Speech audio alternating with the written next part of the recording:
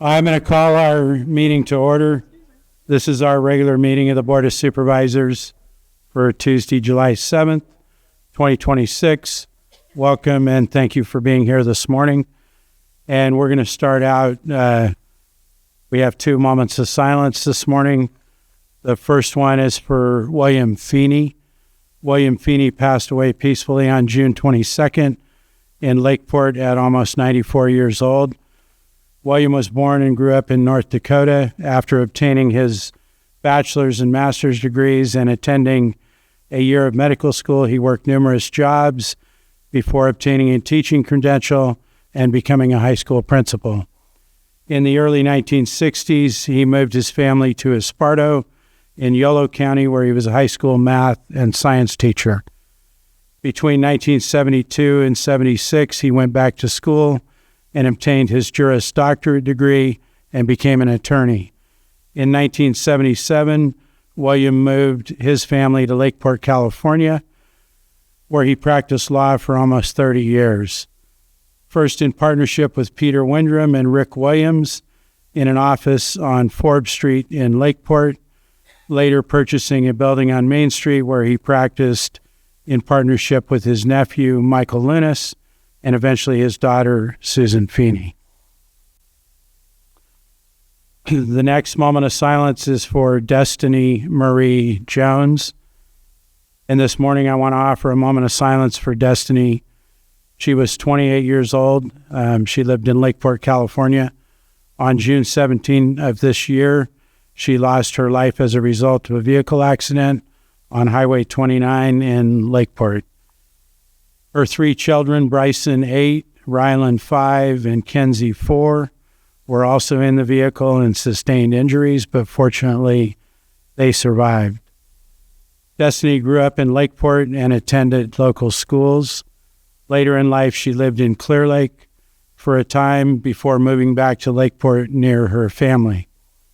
Destiny was raising her children alone with help from family. Bryson, Rylan, and Kenzie are now living with their grandparents, Misty and Casey Faust, in Lakeport. And I want to recognize that all of the children and Misty and Casey are here with us this morning. And Destiny's life was focused on caring for her children, and she loved them with all her heart. Thank you.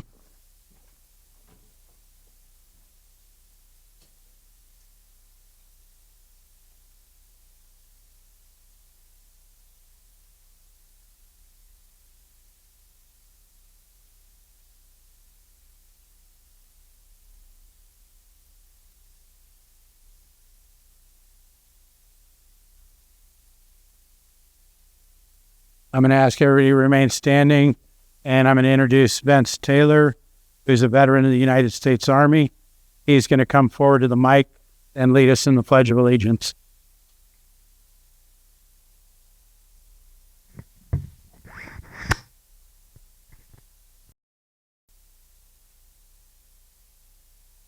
I pledge allegiance to the flag of the United States of America and to the republic for which it stands, one nation, under God, indivisible, for liberty and justice for all. Thank you, and you may be seated at this time. Thank you, Mr. Taylor.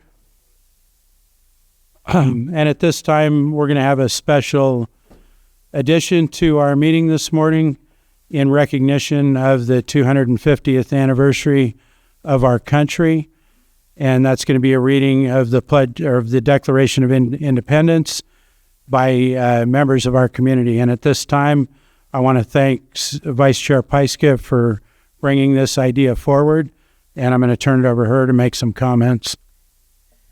Thank you. And I want to thank Vice Chair, Chair Rasmussen for organizing our speakers. This has been such a wonderful time for us all to celebrate as Americans. I think everyone really celebrated over the weekend in ways that maybe we haven't before. But just a little history reminder, July 2nd, 1776 was the day that the Continental Congress declared freedom from Britain. And that was the day that John Adams thought everyone would be celebrating for generations. On July 4th is when the Declaration of Independence was adopted. And then it was sent off to the printers to be printed. And then on July 8th, it was read publicly for the first time in several locations at noon. And John Nixon read it out loud in Philadelphia at Independence Hall. So I think it's really fitting that we do that here today to celebrate our 250th. Thank you. And at this time, I'll introduce and call up our readers. Reader number one is Tom Lincoln, and he is a longtime resident business owner in Lakeport. And our reader number two is Kathy Windrum. She's a longtime resident and involved in many community activities, and she lives in the Kelseyville area. And our reader number three is London Murray. She just graduated this past month from Kelseyville High School, and she has enlisted in the United States Navy, and on July 15th will be entering the Navy. So at this time, I will call Tom, Kathy, and London forward to go ahead and start the reading of the Declaration of Independence.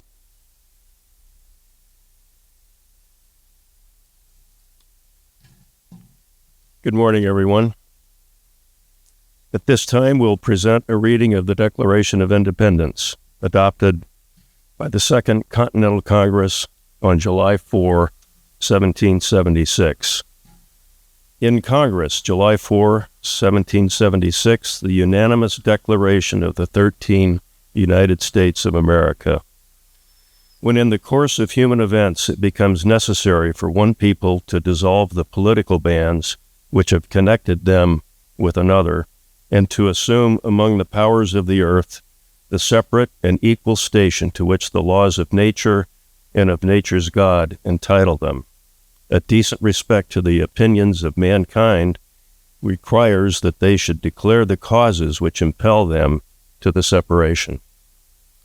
We hold these truths to be self-evident, that all men are created equal, that they are endowed by their Creator with certain unalienable rights, that among these are life, liberty, and the pursuit of happiness. That to secure these rights, governments are instituted among men, deriving their just powers from the consent of the governed. That whenever any form of government becomes destructive to these ends, it is the right of the people to alter or abolish it, and to institute new government, laying its foundation on such principles and organizing its powers in such form as to them shall seem most likely to affect their safety and happiness. Prudence indeed will dictate that governments long established should not be changed for light and transient causes, and, accordingly, all experience hath shown that mankind are more disposed to suffer, while evils are sufferable, than to right themselves by abolishing the forms to which they are accustomed. But when a long train of abuses and usurpations, pursuing invariably the same object, evinces a design to reduce them under absolute despotism, it is their right, it is their duty, to throw off such government and to provide new guards for their future security. Such has been the patient sufferance of these colonies, and such is now the necessity which constrains them to alter their former systems of government. The history of the present King of Great Britain is a history of repeated injuries and usurpations, all having in direct object the establishment of an absolute tyranny over these states.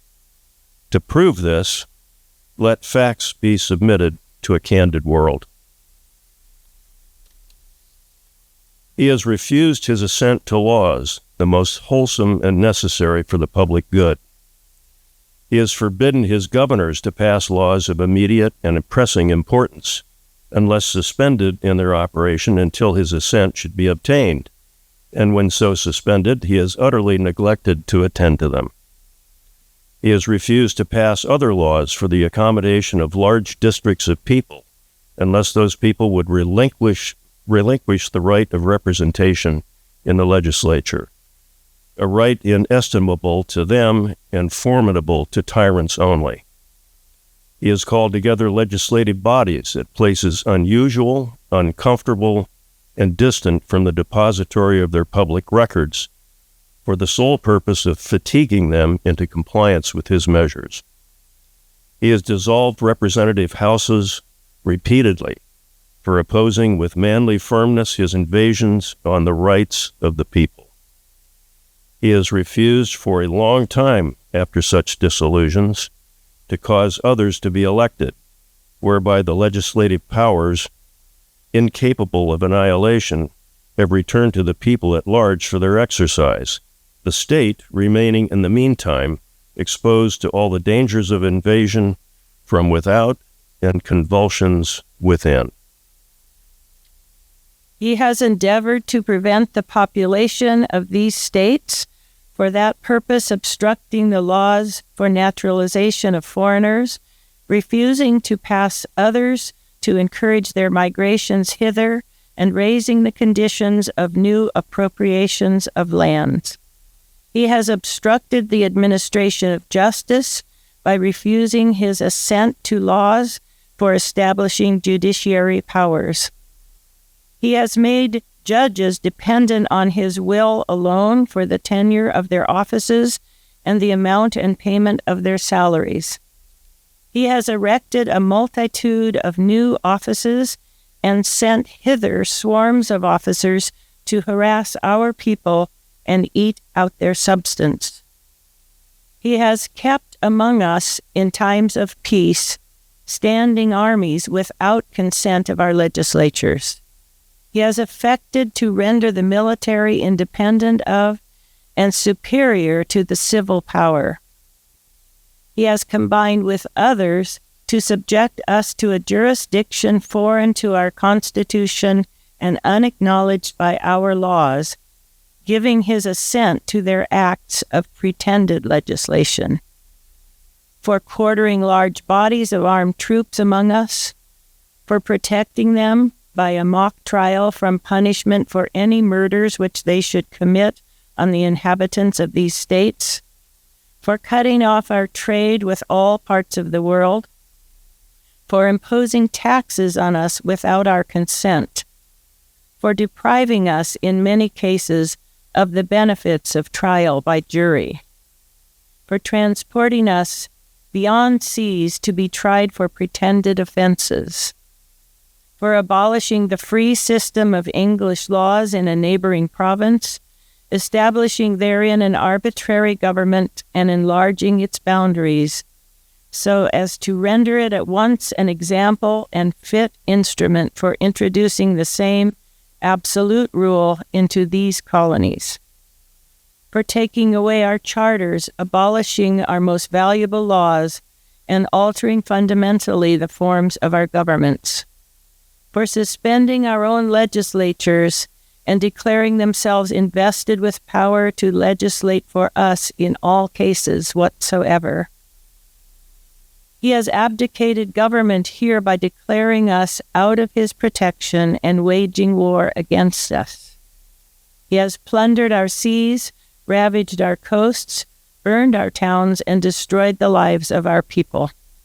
He is at this time transporting large armies of foreign mercenaries to complete the works of death, desolation, and tyranny, already begun with circumstances of cruelty and perfidy scarcely paralleled in the most barbarous ages and totally unworthy the head of a civilized nation. He has constrained our fellow citizens taken captive on the high seas to bear arms against their country, to become the executioners of their friends and brethren, or to fall themselves by their hands. He has excited domestic insurrections amongst us and has endeavored to bring on the inhabitants of our frontiers the merciless Indian savages, whose known rule of warfare is an undistinguished destruction of all ages, sexes, and conditions. In every stage of these oppressions, we have petitioned for redress in the most humble terms. Our repeated petitions have been answered only by repeated injury. A prince, whose character is thus marked by every act which may define a tyrant, is unfit to be the ruler of a free people. Nor have we been wanting in attentions to our British brethren. We have warned them from time to time of attempts by their legislator to extend an unwarrantable jurisdiction over us. We have reminded them of the circumstances of our emigration and settlement here. We have appealed to their narrative justice and magnanimity. We have conjured them by the ties of our common kindred to disavow these usurpations, which would inevitably interrupt our connections and correspondence. They too have been deaf to the voice of justice and of consanguinity. We must therefore acquiesce in the necessity which denounces our separation and hold them as we hold the rest of mankind, enemies in war, in peace, friends. We therefore, the representatives of the United States of America, in General Congress assembled, appealing to the Supreme Judge of the world for the rectitude of our intentions, do, in the name and by the authority of the good people of these colonies, solemnly publish and declare that these united colonies are and of right ought to be free and independent states, that they are absolved from all allegiance to the British Crown, and that all political connection between them and the state of Great Britain is and ought to be totally dissolved, and that as free and independent states they have full power to levy war, conclude peace, contract alliances, establish commerce, and to do all other acts and things which independent states may of right do. And for the support of this declaration, with a firm reliance on the protection of divine providence, we mutually pledge to each other our lives, our fortune, and our sacred honor. Thank you.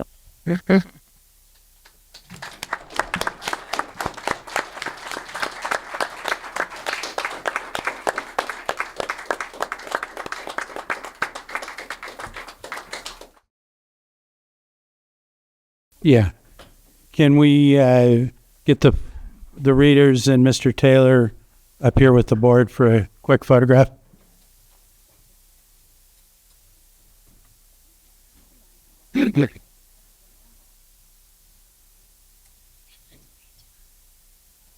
Yes, come out there.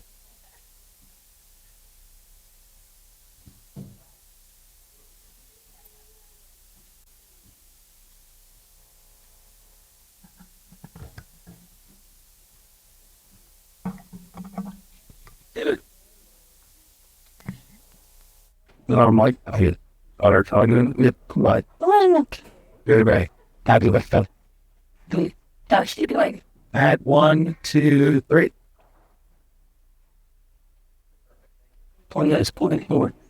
Yeah, first go for it. You already got me. He's good at the class. Say so. Well, back and for your suit. Point to the global name. If you're good. That is the type. Thanks. I'm good. It's just here. Good. Like it. Sorry. But, big town. Who is what? And the first 140 words. Distance, but. And thus the children. That's how. Okay. And I know we have some hands up apparently in Zoom. This is not an item that we were going to take public comment. However, if somebody was wanting to make a comment of it, I can allow that during the public comment session. So if you had your hand up to comment on the declaration, we will get to you when we do public comment. And at this time, I need to find out, is there any extra items not appearing on the agenda? There is not, Chair. Okay. Then I'll move to approval of the consent agenda. Does administration have any items that they're requesting to be pulled, or the board members? 5.12, is that correct? 5.12. Anything else? And 5.10. and 5.10, Okay. please. And checking with Supervisor Owen. Yeah, I just was able to get it to move. It was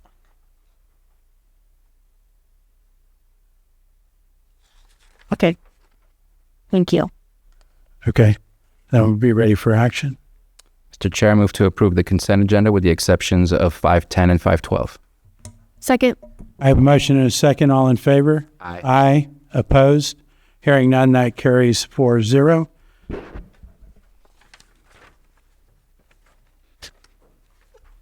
Next, we'll move on to our timed items, and the first one will be public input, and I'll go ahead and start with the online room. Eve, if you could state your name and you'll have 3 minutes. Hi, can you hear me? Yes. Okay. Hi, this is Maya Lynn. I'm not calling from East. I don't even calling from another phone. So I would like to say that we received. My name is Maya Lynn. I'm speaking for Sterling Shores Mobile Home Parks and a lot of mobile home parks where people don't even know what to do anymore with what's happening with our rent increases. For 8 long months, all of us have been filling the chamber and your emails and sharing our stories, our budgets, and begging the board for help. And we know you're working on it, but for 8 long months, we're still waiting. We've received yet another rent increase. As you know, that everybody lives on fixed incomes, and these seniors, most of them. And when rent spikes by hundreds of dollars, which ours has done about $200 in the last couple of years, it doesn't just mean cutting back. It means choosing between medication, groceries, keeping a roof over their head, asking their children, their adult 50, 60-year-old children, to help them out so that they can keep living. We know you're working on it, but I just want you to know we've received another rent increase. And their little paragraph that we would like to take this opportunity to thank you for your residency. We know you have many choices to call home. Like we can right now pick up our home and move because we're not happy there because they have raised our rent in the past 4 or 5 years. It's been 4%, 5%, 6%, 6%, and $60 a month now for the next 10 years, which we've all been paying since March. They're making us pay for postage. They're making us pay for their portal. And now we have another 90-day notice for another 2.0% increase. And I'm sure it's only this low because of everything that we have been trying to stop them from doing. So I ask you, Board of Supervisors, especially the ad hoc committee, Bruno and EJ, please use the lawyers. Please get everything in alignment, and please make this retroactive and help the people in your community to keep their homes. Thank you. Thank you. iPhone user. iPhone user, if you could identify yourself and you'll have 3 minutes. Sky Laywell, Hillsborough Family Farms. Today, this board began its meeting by reading the Declaration of Independence in honor of America's 250th anniversary. And as a Native American, I couldn't help but think about the one line that was just read. Merciless Indian savages. Those weren't words that were written on an old paper. Those were words that were written about my ancestors. My 5th great-grandfather, Broken Horn Bull, was a respected Hunkapapa Lakota headman and was advisor to Sitting Bull later before becoming known as Chief Running Antelope. My great-grandfather was persecuted for practicing his religion and speaking Lakota. My grandfather had his hair cut in boarding school because the government believed that Native American children needed to abandon their identity to become acceptable. My bloodline is connected to America's history, and not just the parts that are celebrated in textbooks or in meetings, but the parts that Native Americans family carry through generations. And as I reviewed today's meeting packet, I also noticed something that was symbolic. On page 6 of the Declaration of Independence PDF, under additional comment states signed on August 2nd, 2026. It is a simple typo, but it reminds us that history matters. Details matter. If you are going to honor the nation's founding document, you should also honor its accuracy. When people ask why I come every Tuesday and speak with passion, this is why. I come because I believe that our government should always be held accountable to the people it serves. And as a Native American cannabis farmer, I've experienced decisions that have left me questioning whether this government has truly learned from its past. When departments mishandle sensitive information, when citizens struggle for due process, and when oversight feels absent, it reminds me why accountability matters. The Declaration of Independence wasn't only about breaking away from a king. It declared that governments derive their just powers from the consent of the governed. That principle means that government exists to serve the people and not the other way around. If you are going to have that declaration read, remember all of it. Remember its ideals and its contradiction. Honor its promise by making sure every person who comes before this board is treated with fairness, accountability, and respect. Because freedom isn't preserved by reading historic words once a year. It is preserved by having the courage to hold our own government accountable every day. Thank you. Do we have anyone else? We have Sterling. Sterling, go ahead. You'll have 3 minutes. Yes, good morning. I recently read an article reporting that Bill Gates-backed hydrogen developer has spent the past year exploring for natural occurring hydrogen in Lake County. According to the article, roadside surveys have been completed. Work has continued on private property. Members of this board were briefed outside of public meeting, and the survey results have not been publicly released. If this is the future of energy development in our county, then the public deserves to know about it before, not after, decisions are being decided. I also want to acknowledge that the hydrogen developers held public open house in Lakeport to answer questions from residents, and I appreciate the efforts, but they've been here for a year. But my question is not for the developers, my question is for the county. Why wasn't there a public decision by this board? Why wasn't there a public presentation explaining what the county knew, what was being explored, and what it could mean for Lake County? The people of Lake County should not have to learn about major energy exploration from a newspaper article. This is exactly why I have been asking for a comprehensive energy policy. We've seen proposals for wind development at Walker Ridge. We've seen EGX's geothermal proposal. We've seen Flash's projects. We've seen decisions about data centers, and now we're seeing natural hydrogen exploration. There are not separate conversations. They all point to the same reality. Lake County continues to attract interest for major energy development. Just recently, a proposed data center in Calistoga was denied. For residents raised concern about its impacts. Reports indicate some residents suggest projects like that could instead come to Lake County. Whether that happens or not, we need to be ready. Without a comprehensive energy policy, Lake County is left reacting to one proposal after another instead of deciding in advance what our community will support, what protections will be required, and what standards every developer must meet. I've heard the creating an energy policy is too expensive or that there's not enough funding. Yet over the past several years, this board has approved millions of dollars in employee compensation increases. If we can invest millions there, surely we can invest in a policy to protect our waters, environment, tribal resources, and agricultural lands, our residents, and the future generations. Isn't that one of the board's most important responsibilities? I respectfully ask the board to improve transparency, keep the public informed before, not after, major energy projects advance, and make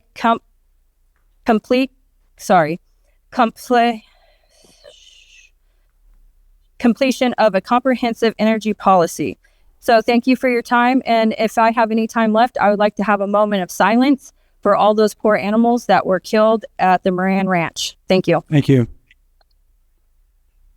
Do we have another? Yep. What was the name? Alex?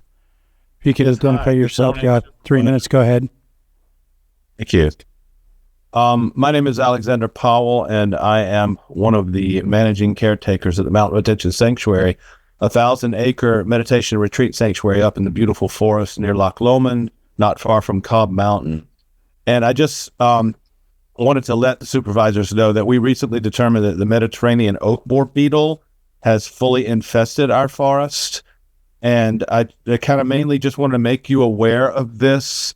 We face a difficult road ahead to help support the health of our trees, the valley oaks, and to remove and destroy infested trees and to keep the infestation from spreading more easily. So I just wanted to make sure that you know of this happening at a higher altitude, which was uncertain that they would continue going this high, and they are there fully.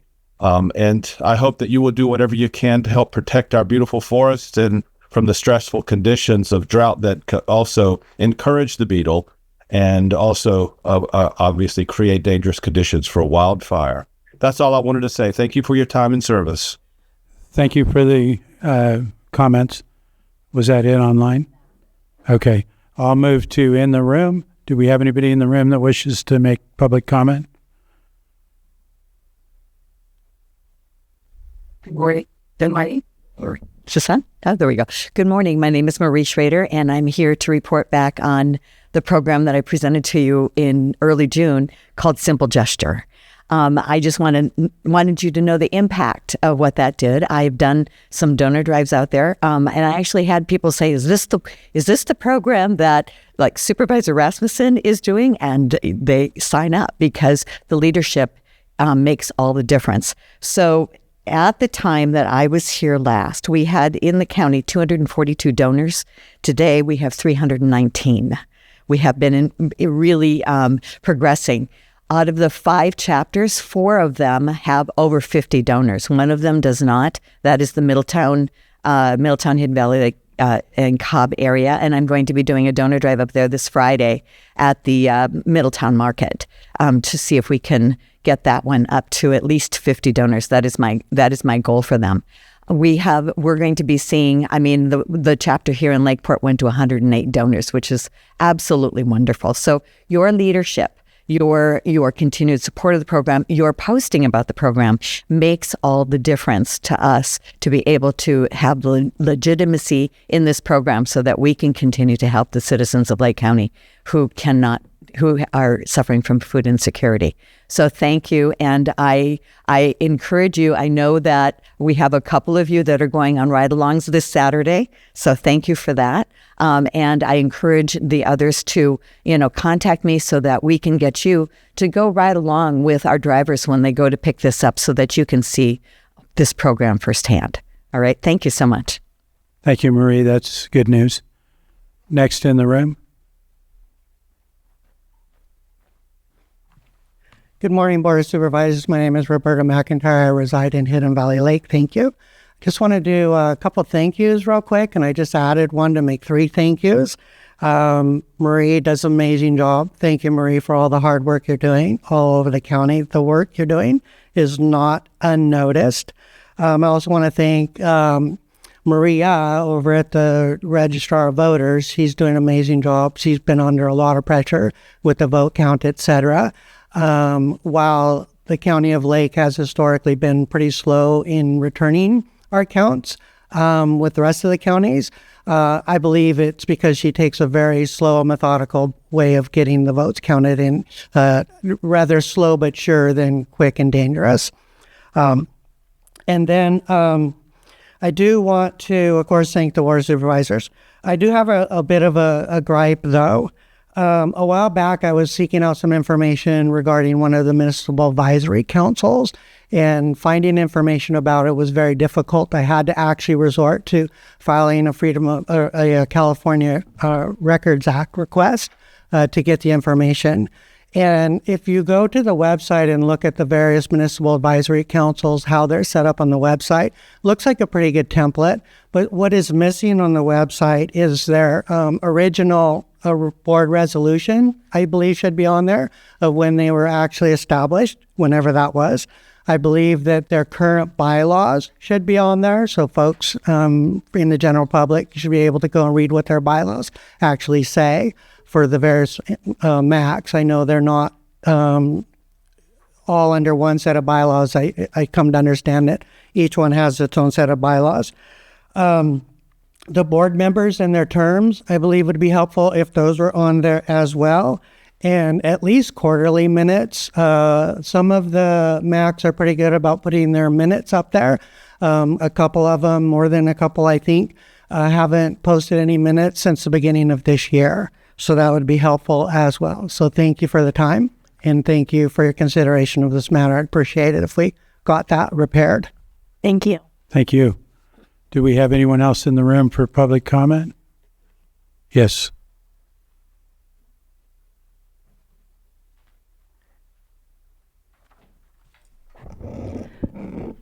Good morning, Chair Rasmussen and Supervisors. Margot Kambara.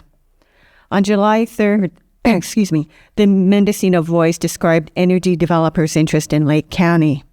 One developer, Fremantle Lake, California LLC, identified in the article, plans to apply to the state for a permit to drill in Lake County.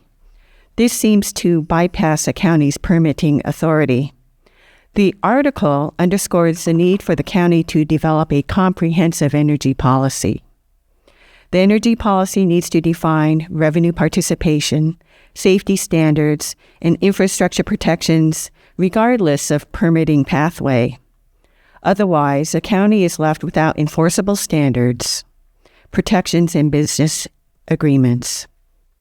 Energy developers are here, and more are coming.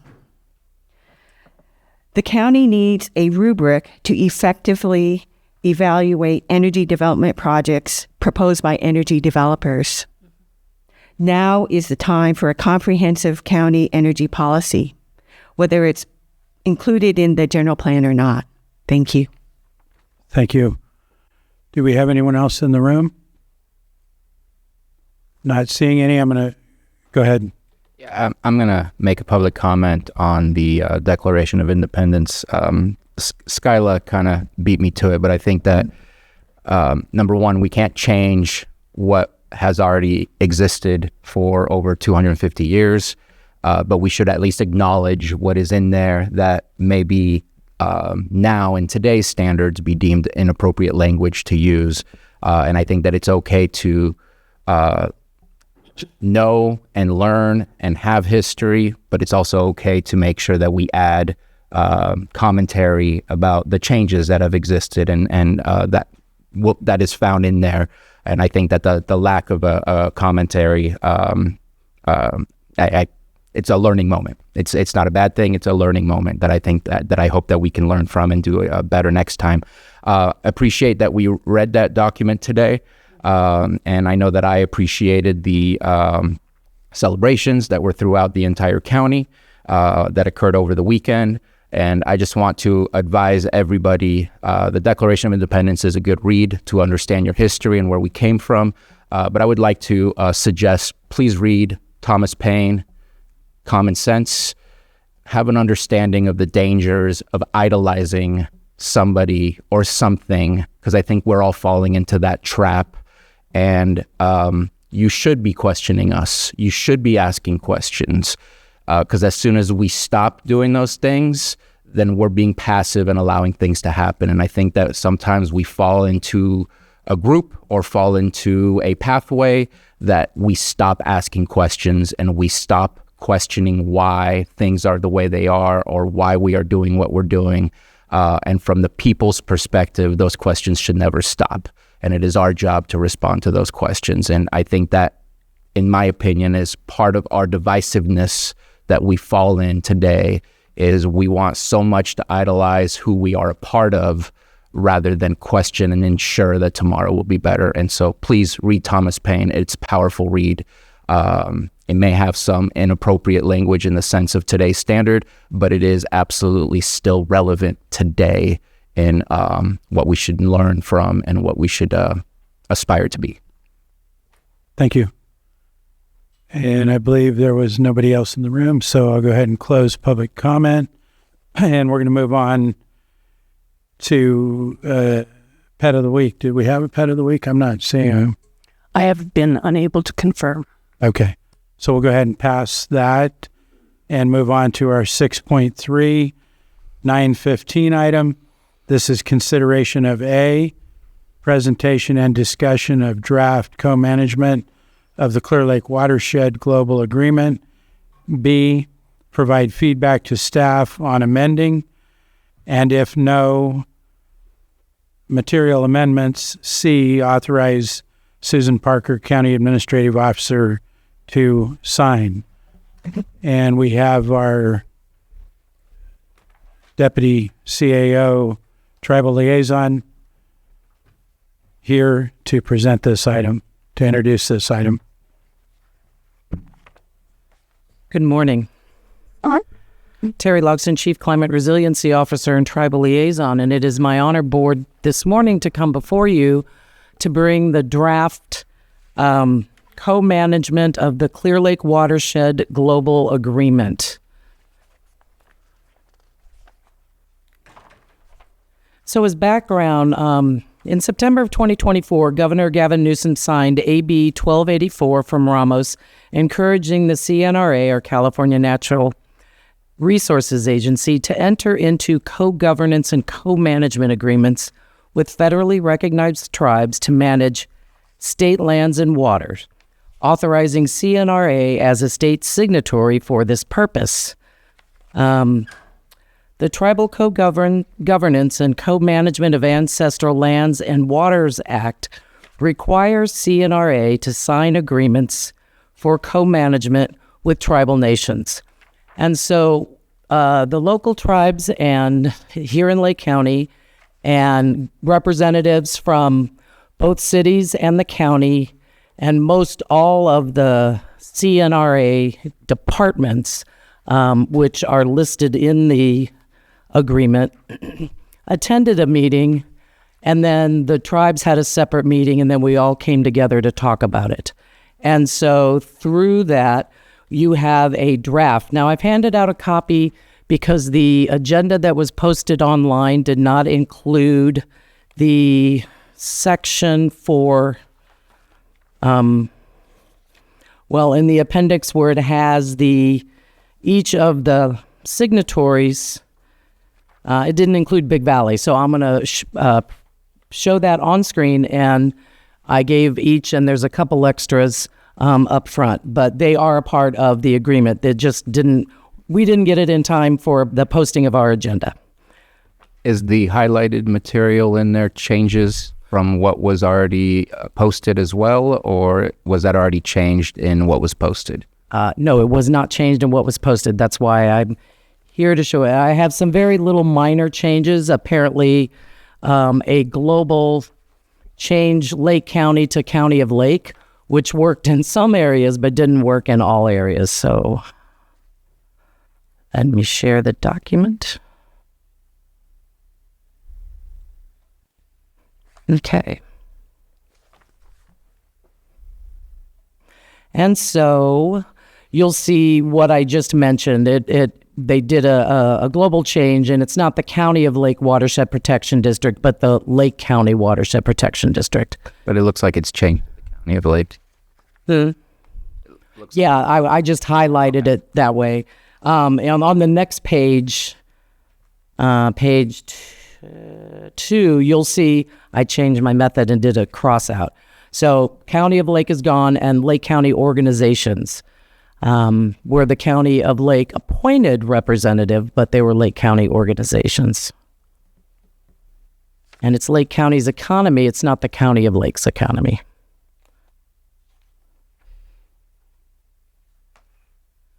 And so this agreement came because of the legislation. It requires CNRA to work with federally recognized tribes in areas for the co-management of land and waters. And so it makes sense for the Watershed Protection District, which will be the next item when your board sits as the board of the Watershed Protection District, to include the county, the Watershed Protection District, and both cities, because all of the governments here receive funding and or collaborative agreements to work on projects in the Clear Lake watershed. And so that is what is before you today is consideration of approving it. The signing ceremony is currently scheduled somewhere here in Lake County on September 11th. We don't have the dates or location for that yet. Does anyone have any questions? Questions from board members? Go ahead, Supervisor. Yeah, I appreciate the final document coming to us after we had approved moving forward with this. To me, there is one glaring, obvious omission, and that is the Yolo County Flood Control. They have much of the water rights above Zero Rumsey. They have control over the dam. They have filed complaints with us regularly about lack of enforcement on streams from water being taken out of streams and it not going into the lake. Therefore, they miss out on water. They've complained about algae.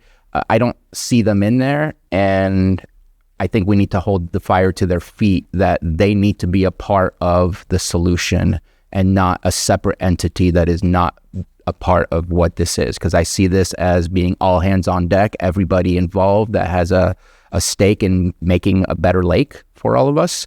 And them not being there just makes them feel like the owner that doesn't care. So I think that I don't mind moving forward today. I don't want it to stall because of that, but I would like to see Yolo County Flood Control absolutely be a part of this as soon as possible, because they have skin in the game and they need to start showing it. I hear you. Thank you for that feedback. I was thinking back to those initial meetings, and I recall that Yolo County Flood Control District was brought up. I think that, and I'm not 100% sure, but the reasoning behind not bringing them in at this point was to, one, they're a special district instead of a local government or a state government, but they're a special district of the state of California, which is considered a local government, but is to already have this sign would give a lot more leverage to get them to the table. And I will absolutely pass that information on to all the tribes, as well as Deputy Secretary Geneva Thompson, who is with Tribal Affairs under CNRA. Yeah. Good point. Thank you. And I guess my last comment, more of a comment than a question, because I think I know the answer, is just to kind of rhetorical, just to put it out there. We are, Lake County Watershed Protection District is still the responsible party for the lake. Final decisions on full major changes, at least, would come through us. Mm-hmm. This is trying to break the silos. This is trying to build relationships. This is trying to be a more robust body that can help our lake in a much greater approach, I guess, is the best term that I can say. You're saying yes, so I just wanted to make that statement just so that it's heard. Yes, thank you. Any other questions for board members? Yes. Go ahead, Supervisor Hahn. Okay. I want to know what, excuse me. I'd like to know what I worry about is creating more bureaucracy, and if we're giving up any rights. Back 100 years ago, where we gave up our water rights, is there any, are we relinquishing any rights? Is there going to be any negative effect to our residents, to our people, giving up rights, some rights to a resource, one of our county resources? And also, what will be the contributions? How will we, how would this benefit the people of Lake County? Great questions. First and foremost, this is a non-binding agreement, and so any of the parties can enter or can be in the agreement or leave the agreement. It has no authority to require any. Then why are we doing it if there's? Well, because of the legislation, CNRA is required to do this with federally recognized tribes, and so because the Watershed Protection District and the County of Lake and both of the cities partner on projects with the CNR agencies, the discussion was for the county and everybody else to sign on.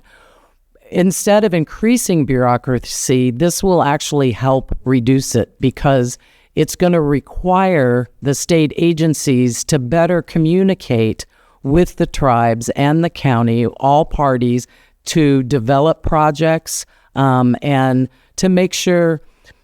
It's a term that I use in the work that I do a lot, is to collaborate rather than compete.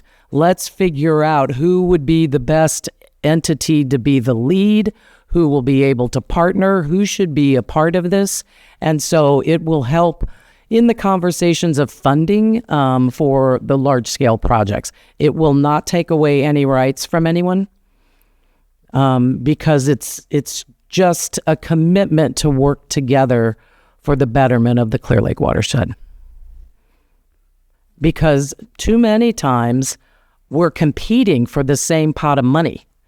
Different, whether it's CNRA is getting federal dollars, one of their agencies, and maybe the tribes are going after that same pot of money for the same type of project.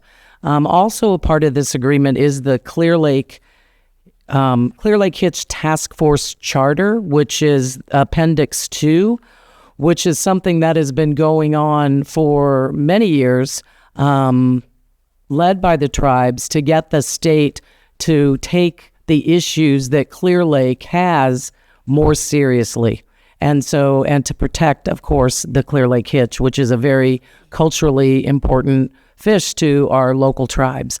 Either it's called Chai or Sati in Lake Miwok. And that's part of it as an appendix. I still have reservations in the essence that, for instance, with the hitch, the Clear Lake Hitch, I know I went to some of those early meetings and at Soberis and such, and we ended up dipping into what I felt, and I know that some of the people felt, the right to monitor other, people's wells, private wells and such. So I think that there are other repercussions, and I'm just worried about repercussions that we're seeing at this moment. And I'm worried about giving away any authority, as in when we gave away our water rights. So that was, of course, looking back, that was really stupid, So I still have reservations. I hear your reservations. I do not think that the county would even consider looking at this if it was giving away any rights or if it would impact any rights. This is just a mechanism for better dialogue and continued working together. And I'm all about better dialogue. I've seen dialogue already with the Blue Ribbon Committee, and they're, contributing to that. Mm-hmm. And the things I've seen seem to be working. Mm-hmm. What we already have in place, I haven't seen it not work again. So, Supervisor Tues. I was looking for it because I know I had read it. I just forgot exactly what page it was on. But on page 7 of the draft, under additional terms, so section 6, letter L, it says existing rights. The parties each retain all rights, responsibilities, and authorities provided for by law or the absence thereof, and nothing in this agreement extinguishes any such rights, responsibilities, or authorities.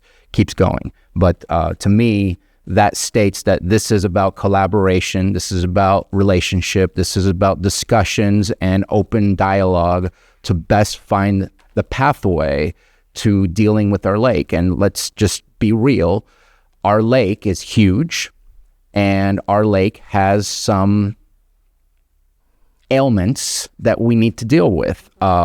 We have climate change that we're dealing with. Our lake is kind of the canary in the coal mine of climate change, from being so shallow, so ancient, and so already high in nutrients because of all the volcanic soils and everything else that it's surrounded by, that we can't keep trying to do this alone. We haven't been doing this alone, but this kind of puts it that now we are not doing it alone in paper, and hopefully continues into the future. There's been good work by other groups, other government entities, and I think that this just kind of puts it in writing as to how we're going to communicate, how we're going to work together, and what our vision is. So when I read through this and I read through the existing rights portion, because that was my first question as well, and it should be our first question, that this is about progress, not shifting rights or responsibilities towards others. And I think my concerns are not, I'm all about working together. What I worry about is I guess I just don't want to jeopardize our constituents, our whole constituents' rights in any way. Mm-hmm. Yeah, so the way I see it, a lot of those concerns were covered. I was involved in this, and there was never discussions about the county giving up their management authority of Clear Lake. We've had that since the state delegated to us in the early 1970s.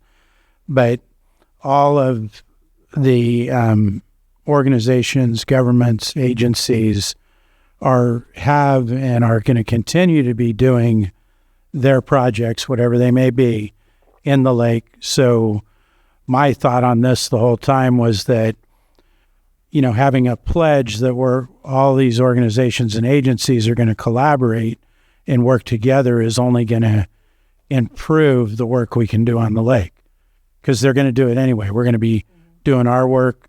The tribes will be doing their work. Some 15 or 20 agencies of the natural resources are out there doing their work. And if we can have better communication and be on the same page, I just think it's going to improve what we can do for the lake. And this is a document that I believe is going to be a living document, and I'm sure there'll be proposals for changes and adjustments down the road. And certainly if it's not working, any organization can leave it. Okay. So that's the way I see it. Go ahead. I did have the same concern that Supervisor Spatier had mentioned about Yolo County with their with the water. I have to thank you for bringing that up. And the only caution that I have literally seen was the tapping into monitoring wells, private wells. And therefore, I was wondering if any of this, I want to protect our people's rights. And I just don't know if there's any repercussions on this that could go in that direction where we're stepping on our people's rights, our residential rights. I hear what you're saying. I think that's probably can be better answered on the next item when you're sitting as the board of the Watershed Protection District. It is my understanding that this agreement gives no authority for anything outside of the authorities of each individual organization. Okay. Thank you. Mm-hmm. So I would see it if, let's say, a proposed state regulation or law were to impact somebody's water use. I don't see this having any authority to regulate that, but the beneficial part of it could be that since we're collaborating, there can be more communication about how to address that. Well, and then also they would also have influence as far as kind of moving into those territories of because water, that's our most valuable commodity. That's our most valued resource. And I just want to protect our people. So and this group would also have a great deal of influence on influencing others within the state. Thank you. Change laws. Supervisor Spot. Yeah, just a couple of things. One, looking to see if there's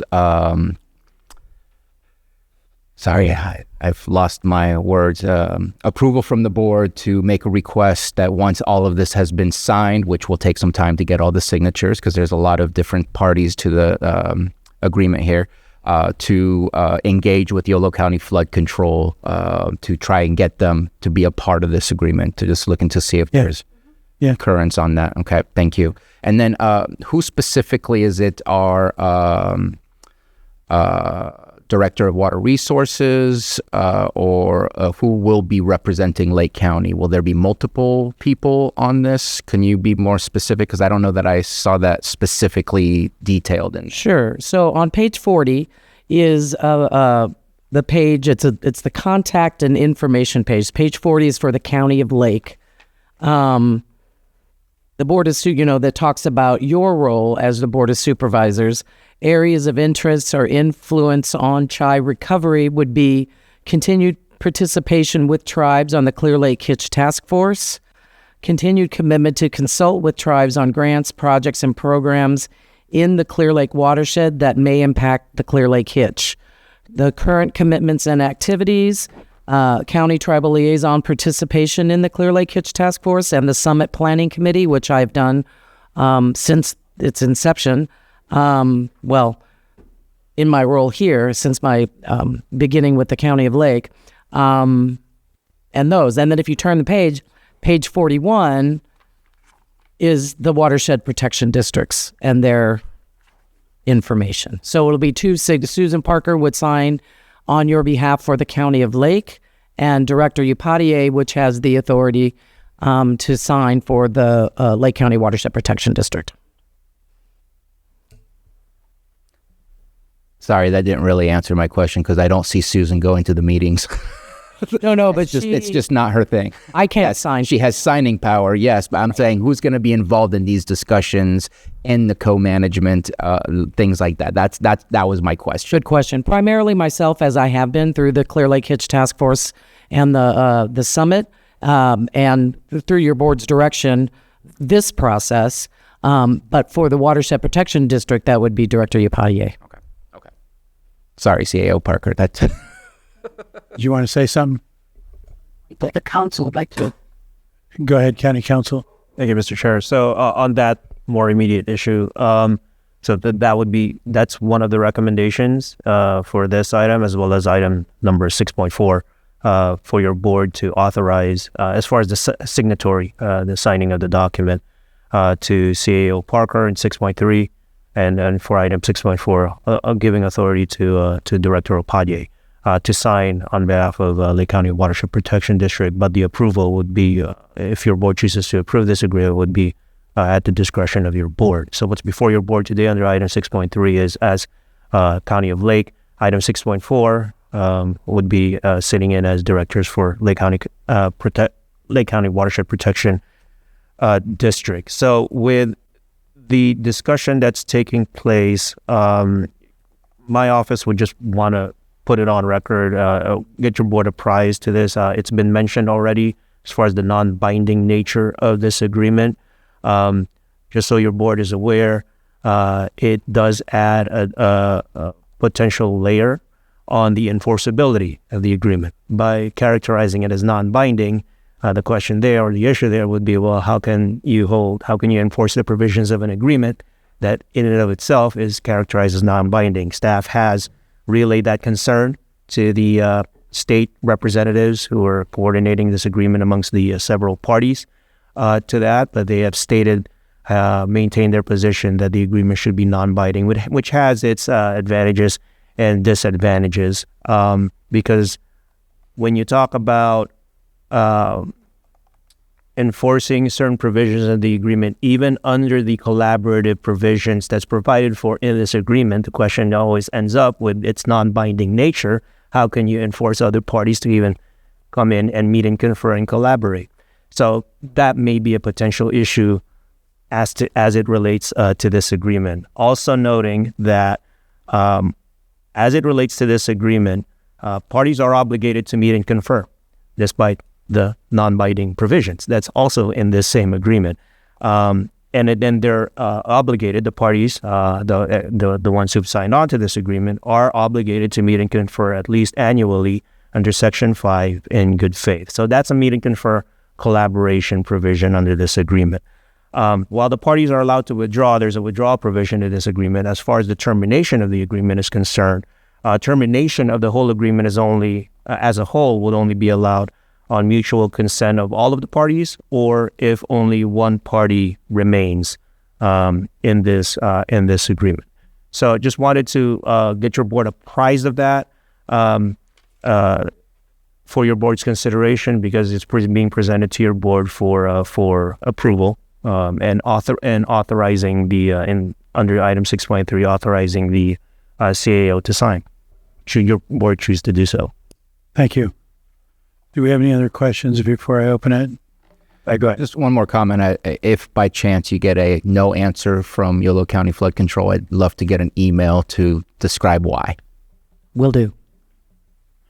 All right.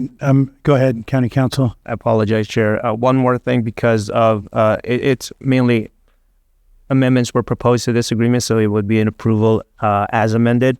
I would like to add one more amendment to this, because I just recently spotted it on Section 6C under the heading of participation in similar activities. That's on page 6. it references parties agreeing to follow Section 7N of the agreement. I think that should be changed to Section 6 because there is no Section 7 in the agreement. Good catch. Okay. We would have found it eventually. Right? All right. Anything else? Yeah, I would just say in the amendment, and I know that we did talk about it, but it does in highlight say County of Lake Watershed Protection District. I just want to make sure that it says Lake County Watershed Protection District rather than stand with what's highlighted. Yes.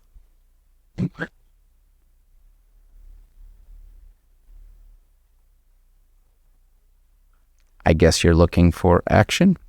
I know I got to open to the public. Sorry. At this time, I'll go ahead and open it to the public. Sorry. Anybody in the room?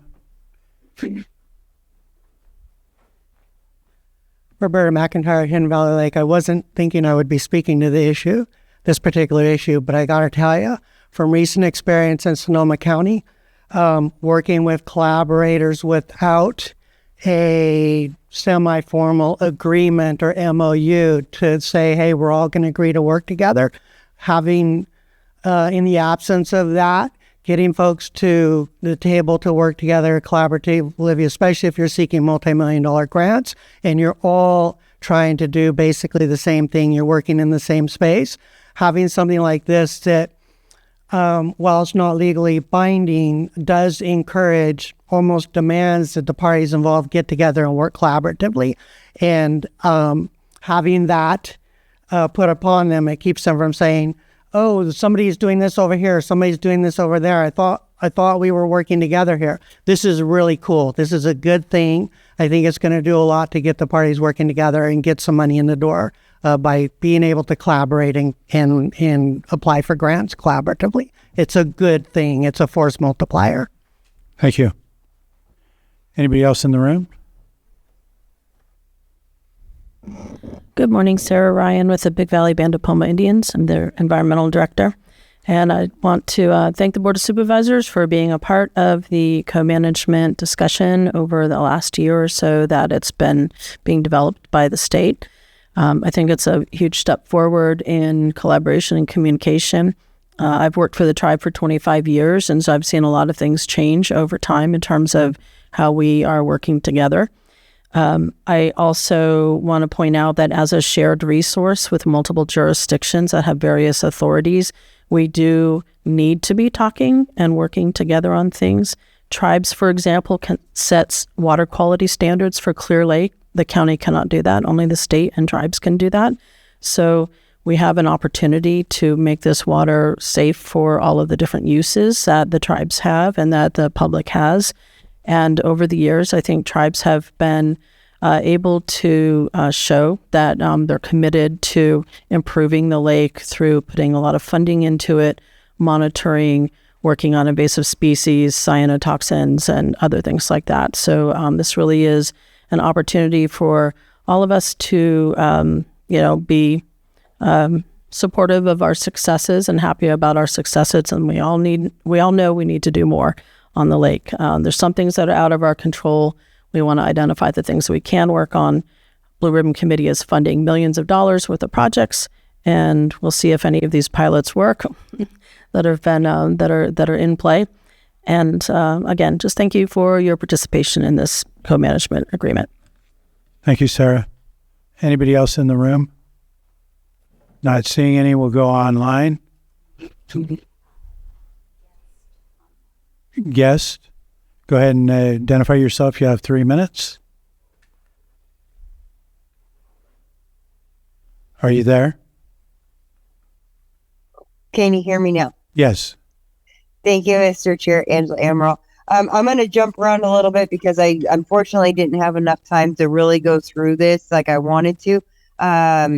But a couple things I wanted to point out, and I have to agree with Supervisor Sabatier's comments earlier during public input to question and inquire, even if it's not always an easy discussion. And since this item is on the agenda twice, my comments, I guess, will be for both agenda items. It's sounding like AB 1284 encourages an agreement, but it is not a requirement. CNRA is required to work with tribes, but others are not. Perhaps let CNRA maintain their collaboration with the tribes as required and bring collective concerns to the county. Just thinking of too many cooks in the kitchen might create more bureaucracy. I have several concerns over this co-management agreement between government entities and non-government entities. This is in no way an issue with tribal involvement. I don't want that to be construed in that way. It's an issue of creating a co-management agreement between government and non-government entities that oversee the residents. My question is, would this agreement be okay if the co-management was between local government bodies and a private group such as the Sierra Club? Under the intent and purpose, it states challenges cannot be solved by any single government acting alone. Once again, tribes are not a government that oversees citizens outside of their respective tribes.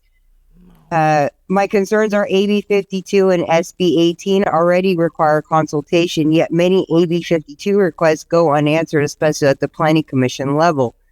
There's a lot of hesitancy for tribes to engage with residents despite multiple requests for engagement. Executive Order N523 directed state to work with tribes.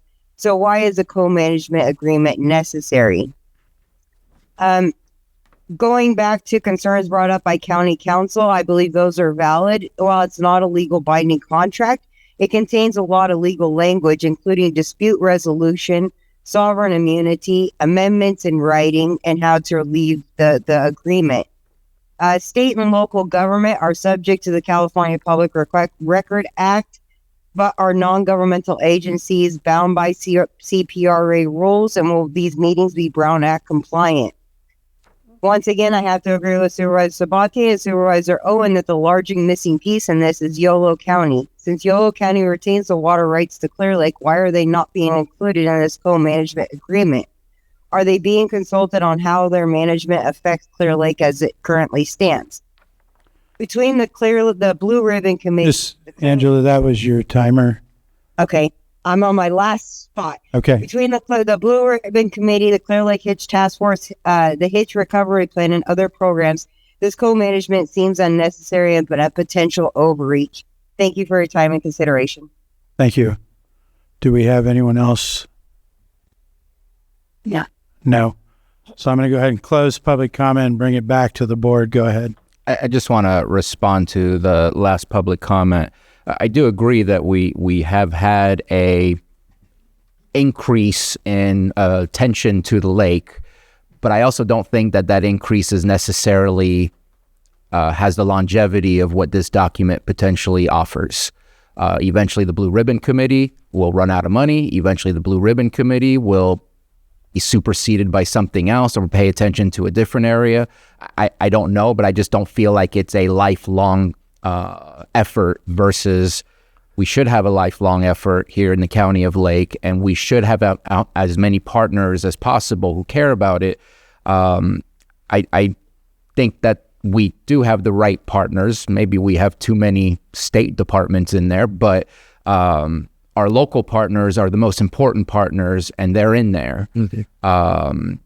And from what I understood, because Yolo County Flood Control is deemed a special district, which it is, it's not deemed, that your attempt was to go after it and have that conversation with them after the initial signing, even though they are still a local government.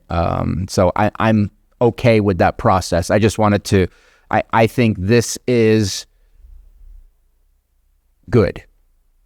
In fact, this is something that had we built the relationships that we currently have today, 20 years ago, we should have had this 20 years ago in order to try to escape some of the harms that we're seeing in our lake happening today. And so not doing it today, I think would be negligent, and doing it today can only benefit us in the future. So just wanted to respond to that last comment. Thank you. Any further comments from board, or are we ready for action? Do you have something, County Council? No. Okay. Mr. Chair, I move that we approve. Well, actually, do you want to give the motion? Go ahead and walk us through it. Thank you, Mr. Chair. So the motion language would be to motion to approve the Clear Lake Watershed and Chi Memorandum of Understanding Co-Management Agreement and authorize CAO Parker to sign. As amended. As amended. So moved. Second. I have a motion and a second. All in favor? Aye. Opposed? Hearing none. What's that? Sustain. Abstain? Okay, so that will carry with 3 votes. Okay. Let's move on to 6.4, and we're going to change, and we'll be setting as the Board of Directors for the Watershed Protection District and for this item, and A, presentation and discussion of draft co-management of the Clear Lake Watershed Global Agreement.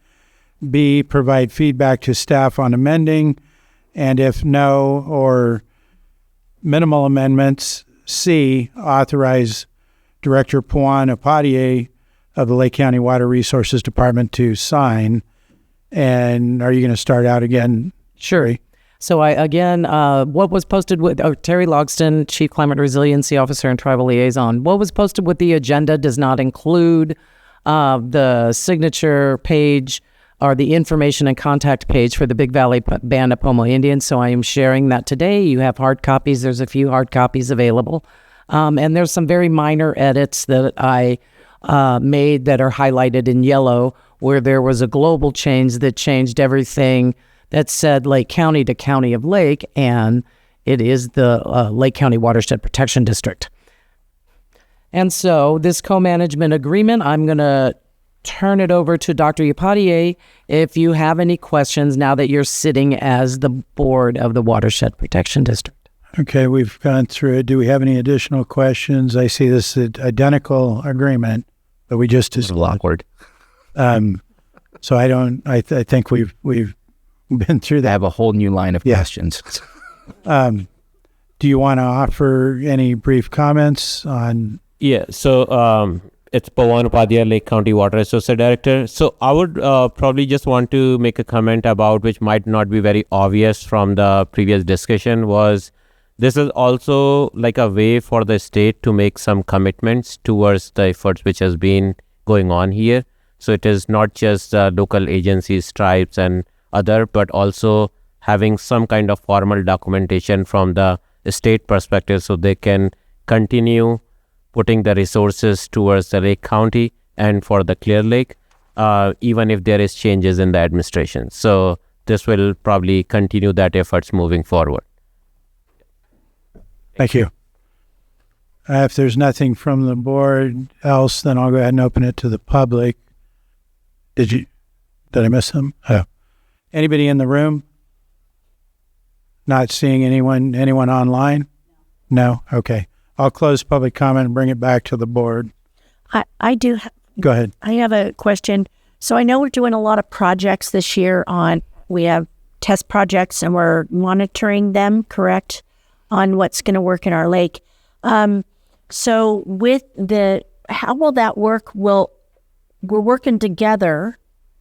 Who's going to be taking the data and how will the public have access to that data on the projects themselves? Will it all be available to the public, all the results on all the different? Ideally, I think that should be the goal for the Blue Ribbon Committee. But as far as the county project goes, we do upload our data to like a central portal, which is we work with the state with that. And I think that's available for public to see at any time. So that we've already put one treatment forward in Clear Lake Oaks, correct? Not yet. Not yet. Not on the Oaks. It was Upper Lake. Upper Lake, okay. And so is the water being tested and all? Yeah. Right now that we are in the process of collecting that data. Okay, you're still collecting data. And then does it go out on the web as that comes forward? Yeah, it would be available for public to see. It would be on our website as well. Okay. Yeah. So what about are the natives, our partners, doing also monitoring and testing? For that project or for in the future with this, will that be, because it was something that one of them had mentioned, I think it was Angela had mentioned, will that data, the research that they do, the partnership, all that information be available to the public? I think we have probably. Sarah, can you address that? Sarah Ryan, Big Valley Band of Pomo Indians. Yes, the tribe has actually been putting their data in public databases longer than the county has. Oh, perfect. Yeah, much longer. So, however, the tribal data goes into a federal database, and it's called the Water Quality Exchange.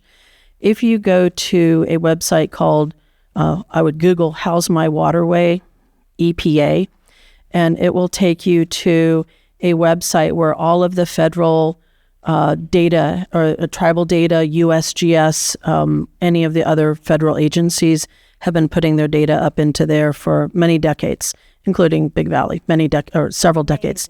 Yeah, so you can go into there and look at, and ours goes in very regularly. The counties goes into a state database. The state database eventually makes it to the federal database, so a little bit of confusion on that. But yeah, Big Valley, and I believe the other tribes, whenever they collect data, we certainly put ours into a database, and also on Facebook and on our website. Okay. Yeah, and we're willing to share. Okay, I'd like to share that information out. Yeah. My page. Perfect. Yeah, let me know if you need anything. Thank you, Sarah. Thank you. Any other questions? And there was no public comment, so I think we're ready for action. We get the motion again? County Council? Thank you, Mr. Chair.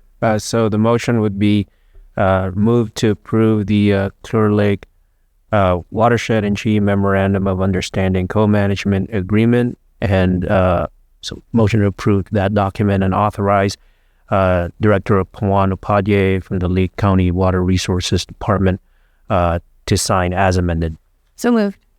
Second. I have a motion and a second. All in favor? Aye. Opposed? Abstain. Okay, so that'll carry three ayes. Thank you. Thank you. Thank you. And we're going to move on to our 10 a.m. item, which is consideration of a contract with the Lake County Resource Conservation District for hazard tree removal, and authorize the chair to sign. And we have our climate officer here. You're going to present this? Yes, and the executive director for the Lake County Resource Conservation District, Julia Sullivan, is online. She could not make it here today. Thank you, Terry Logston, Chief Climate Resiliency Officer and Tribal Liaison. Before you today is a contract with the Lake County Resource Conservation District for hazard tree removal along county rights-of-way. You may recall that we declared a local state of emergency due to pervasive tree mortality in 2022 after decades of extreme drought and groundwater that led to widespread tree mortality across the county. We worked with the state through Cal OES and hired Tetra Tech, and they did a survey in a specific area of Lake County, and we have a request under the California Disaster Assistance Act. We received funding from Cal OES that was limited to hazard tree removal, but it has to be spent before March 1st, 2027. The Lake County RCD, which is, again, is a special district of the state of California, is considered a local government, has received a grant, a community wildfire defense grant, to do this type of work. And so several months ago, we met with the RCD, the Lake County Fire Chiefs Association representatives, and our Public Works Director, Lars Ewing, and Road Superintendent, Jim Hale, to discuss. And so I will let Director Sullivan Shaban explain a little bit more about their project. Go ahead.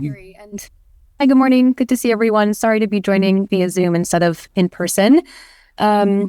But thanks for that overview, Terry. So as she mentioned, we received Forest Service funds, a community wildfire defense grant, which is a $7 million award total, about 1.5 of which is dedicated to hazard tree removal in Lake County. So we convened this coordination meeting earlier this year to make sure that we were aligning with our partners and other entities in the county that are also engaging in similar work or have similar funding, and learned that there might be some significant efficiencies that we could achieve that would be mutually beneficial for both the county and the RCD and allow us to really stretch the available funding that we have for hazard tree removal in Lake County. And of course, there's no shortage of work to be done on that front. So, independently of this county contract, we are in the process of issuing a request for qualifications and a request for proposals of qualified contractors to initiate this process of identifying trees for removal throughout the county, along county roads specifically, and then we'll be removing those hazard trees and disposing of them appropriately over the months and years to come. So at this meeting back in March, we discussed the possibility of kind of routing these funds through this program that we were already standing up as a way to really, again, stretch the implementation funding further. We recognize this work is expensive, and sadly, $1.5 million won't go as far as we want it to. And the same can be said for this sum from the county. So really, again, trying to maximize the impact we can have with this funding, and getting things underway here in a couple weeks. So we think this is a natural alignment, a great way to stretch those funds and make sure that we're coordinating as effectively as possible between these two entities, the county and the RCD. We did, at this meeting back in March, identify preliminarily a set of roads that we agreed collectively should be priority for treatment. And that emerged through conversations, again, with Public Works, with Terry, with a couple of fire chiefs that were present at that meeting, and Chief Duncan of CAL FIRE as well. Two of those roads are located in the Cobb area. So we have Bottle Rock and Loch Lomond that we identified, and then there's several additional roads throughout the county that kind of met that initial criteria and parameters that we set together. So I will leave it at that just as a start. I'm happy to answer any questions or address any concerns that any of you may have. Thank you, Vice Chair. Yeah, I am glad that we're going to be spending this money. It's been a long and frustrating process for me because I started ringing the alarm bells in 2021, gathering data when we first started having our tree mortality crisis. And we're not in the same place we were back then because PG&E, the Hogback Ridge Crew, RCD, there's been a lot of projects and winter storms that have brought the trees down. But I'm a little frustrated that more roads in Cobb aren't in this because this funding came directly from many conversations that I had directly with Senator McGuire about this hotspot in the Cobb region.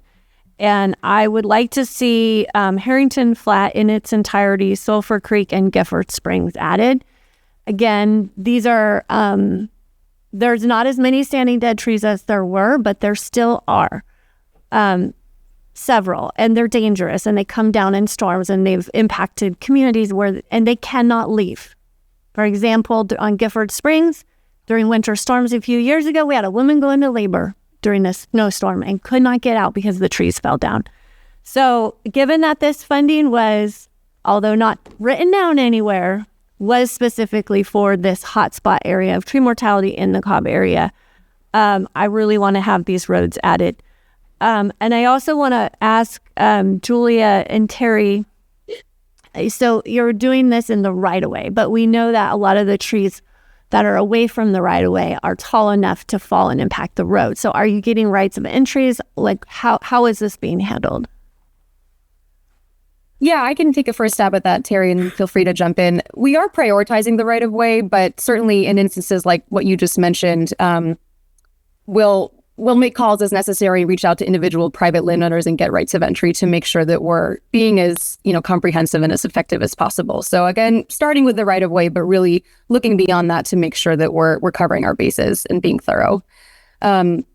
And I do, just to address your previous point, Supervisor Pyska. So we're very happy to approach this county contract as a distinct set of funding it is from our CWDG award. And so happy to stay true to the conversations that led to that funding and the initial spirit of that funding and use this pot specifically for treatment in the Cobb area. And then we can use our CWDG funds for other priority roads that we've identified throughout Lake County. I do just want to mention that I think it's distinctly possible that between Bottle Rock and Loch Lomond alone, which together constitute, I think, more than 13 miles, that might soak up all of the county contract available. But we can definitely indicate that should funds remain after that treatment, Harrington Flat, Sulphur Creek, we'd be happy to look to those roads. And of course, are going to do our best to be as efficient as possible and treat as many areas as possible. Yeah, and I appreciate that. And and I know that this funding isn't going to go as far as we need it to go. But the fact that we are continuing to ask Cal OES to fund this project, we have to keep these roads in where there's still problems. So if we don't add them in, then it looks like we don't have hazardous trees in these areas. Okay, understood.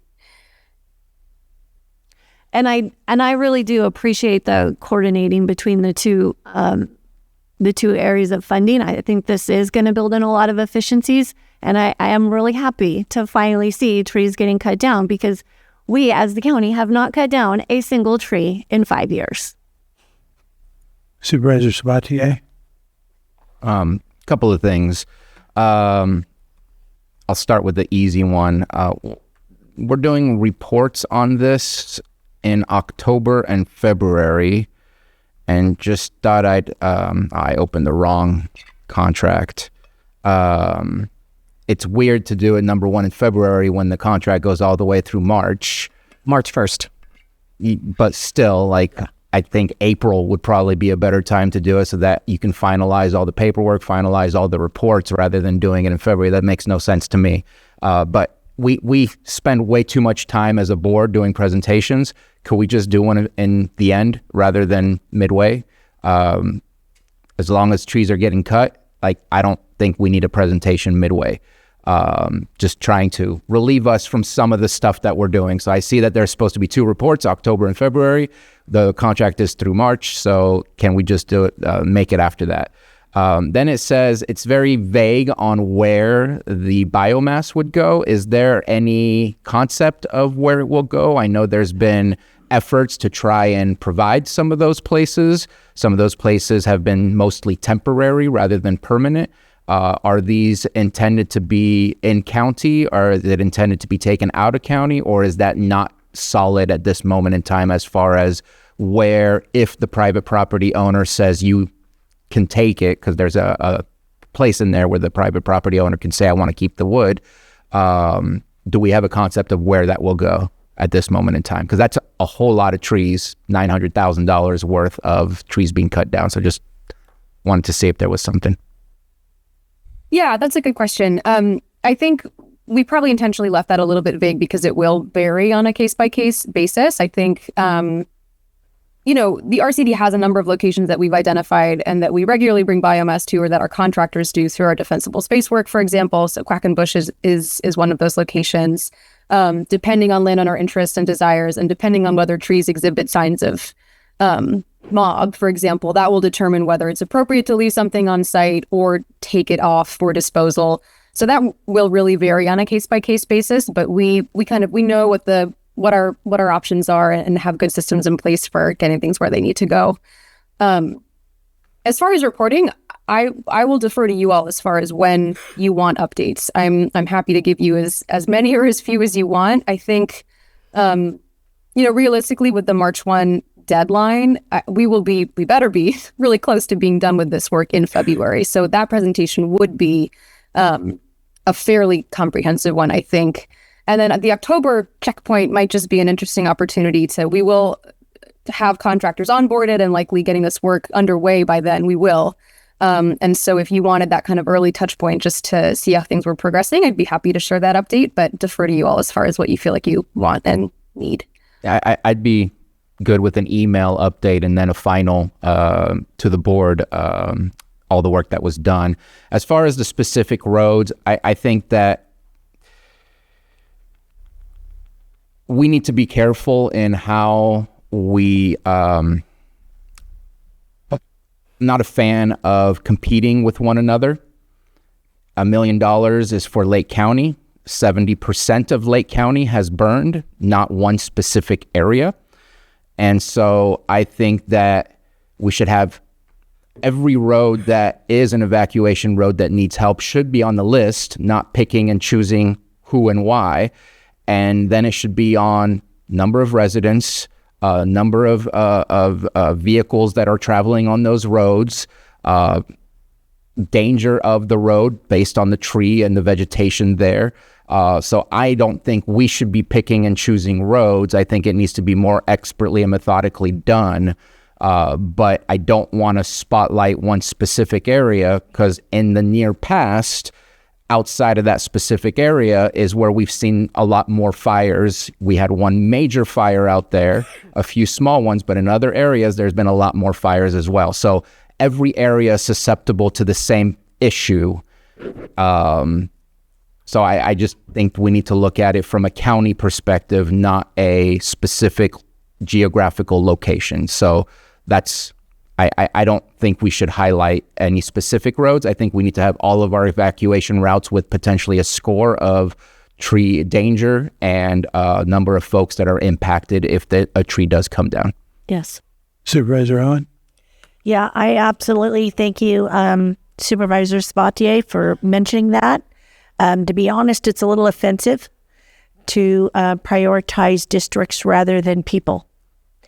And I would like, I know that District 3 has many, many needs. There's been a number of fires in that area, and there's probably some potential dangers.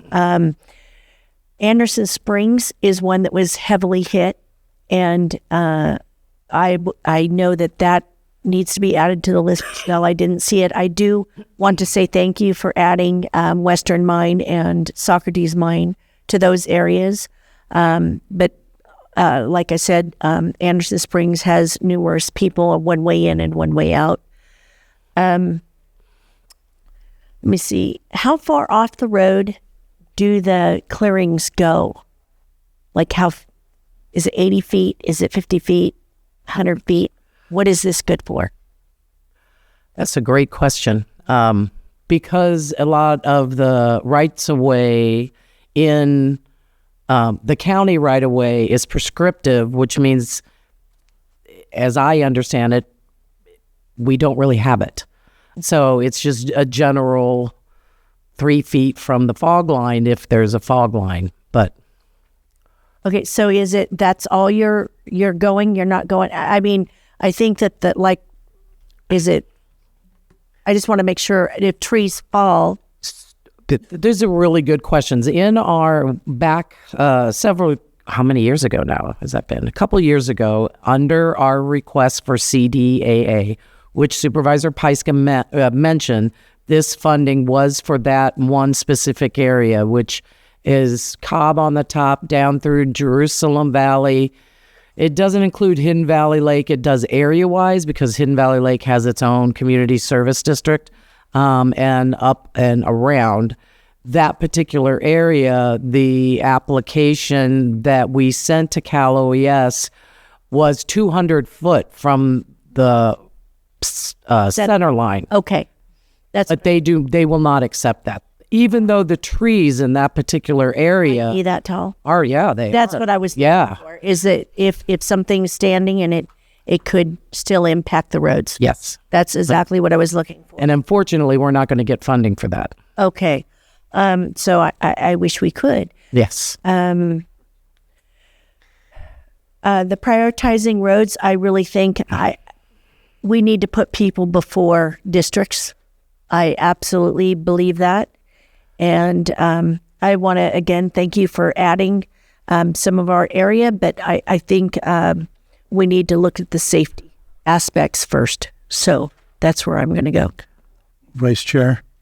Yeah, so, I mean, the polygon for this funding went from Red Hills all the way down. That's why Western Mine is there, and all through the Cobb area, because that is where we did all the research, where all these standing trees, thousands of them were standing, and some of them are still standing. And these roads are evacuation roads. Every time that we get a storm, including this winter, all the trees fall down and people get stuck and there are medical emergencies. So this is serious. And again, the funding is not going to cover these other roads, but we have to keep them in mind going forward. And that's why I'm going to insist that these roads get put in. Did you have another comment, Supervisor? I did. I don't understand where you're saying it will not cover other roads. What other roads? Well, if we add in these other roads where every single time we have storms, trees come down, Harrington Flat, Gifford Springs, the other roads have been, and Sulphur Creek, those are the roads, 3 roads that are in the hot spot where tree mortality happened, where we had the bark beetles and the... So what roads are not covered? I'm still talking. So this is where the bark beetle and the Doug fir started dying in mass. And there's still hundreds of thousands standing, but along the roads, a lot of them have fallen. So I just want those 3 added in the contract in case there's money left over, which there won't be, because once they do Bottle Rock and Loch Lomond Road, that should be expended. But because we're continuing to push Cal OES on year 6 to help us fund getting the rest of these trees taken down, we have to keep the focus on this polygon area. And that's why Western Line is there, because these are the areas of the hot spots where the trees were dying. And I went up in the helicopters several times. We had CAL FIRE experts, we had entomologists, we had Mike Jones. We gathered all the data for many years, and this is where the hot spot is. So I'm glad that the roads that are listed, but I want these roads in there so that we can continue to look for more funding. But what you're saying is if we add Anderson Springs, where there's a multitude of people. Well, wait a minute. Are there standing trees that were killed from bark beetle and Not fire. After the fire, the county went through and cleared the right-of-way out of the trees after the fire. So Anderson Springs doesn't have this issue. Western Line does, because that slope of Mount St. Helena was a major hotspot for the bark beetles in the drought. And that's why there's all those conifers that are really dangerous. When they fall, they could be 3 feet in diameter and they fall all over the place. After winter storms, I've driven and there's hundreds of trees down and people can't leave their homes. And I've been out there with the fire chiefs. I've been there during the storms. This is a serious issue. So I just want the roads kept in there for consideration, because people cannot leave their homes in these storm situations. It's not just a fire issue. And just to clarify, what the Cal OES request under CDAA, the California Disaster Assistance Act, goes back to 2015 in the state of California in their drought emergency. And so what we worked on in the survey that Tetra Tech did of hundreds of properties, the focus was on drought-killed trees exacerbated by bark beetles, because bark beetles are opportunistic. Even though these are native bark beetles impacting the pine trees throughout the county, but really bad around the Cobb area. And so after the Valley Fire, there was funding for wildfire-killed trees. I don't think the CWDG funding has that limitation. Yeah, they can... It's very flexible. Yeah, it's just any standing dead tree. But this other funding may have those limitations. May. Because it was part of the project. But you don't know that it does. Well, we applied for this funding that had to be tied to the drought. Right. And then we never heard back from Cal OES. So Senator McGuire helped us get this $1 million to kickstart the project so that we could start removing trees. And the reason why we have like almost $900,000 is because that little plus $100,000 was used to survey these specific trees that were killed by the drought and the beetles. Yes. The conifers. Right. It cannot help. It could not help with the mob. It had to be specific with the conifers. Supervisor Owen, did you have? No. Okay. So just so I'm clear, we've got these roads that are listed in the staff report. Your request on those other roads to have them basically entered in there so that they're on the record. If we don't have money to do them, we can say later, hey, we have these other roads that still didn't get done. Right, because they're in the epicenter of the tree mortality emergency, which we still have listed on our list of emergencies, even though the state has now gotten rid of it. Okay. Supervisor Sabatier. I mean, part of that doesn't make any sense to me. This is a contract for money funded to do a service, and if we put more than what the contract can do, that helps us with the state. That's just weird to me. The contract should cover what the contract is expecting to do. But I just want to give a positive, because we're arguing here. I know that I was curious because, yes, Lake County RCD is amazing at what they do, but we directly decided to work with them without going outside and looking for anything.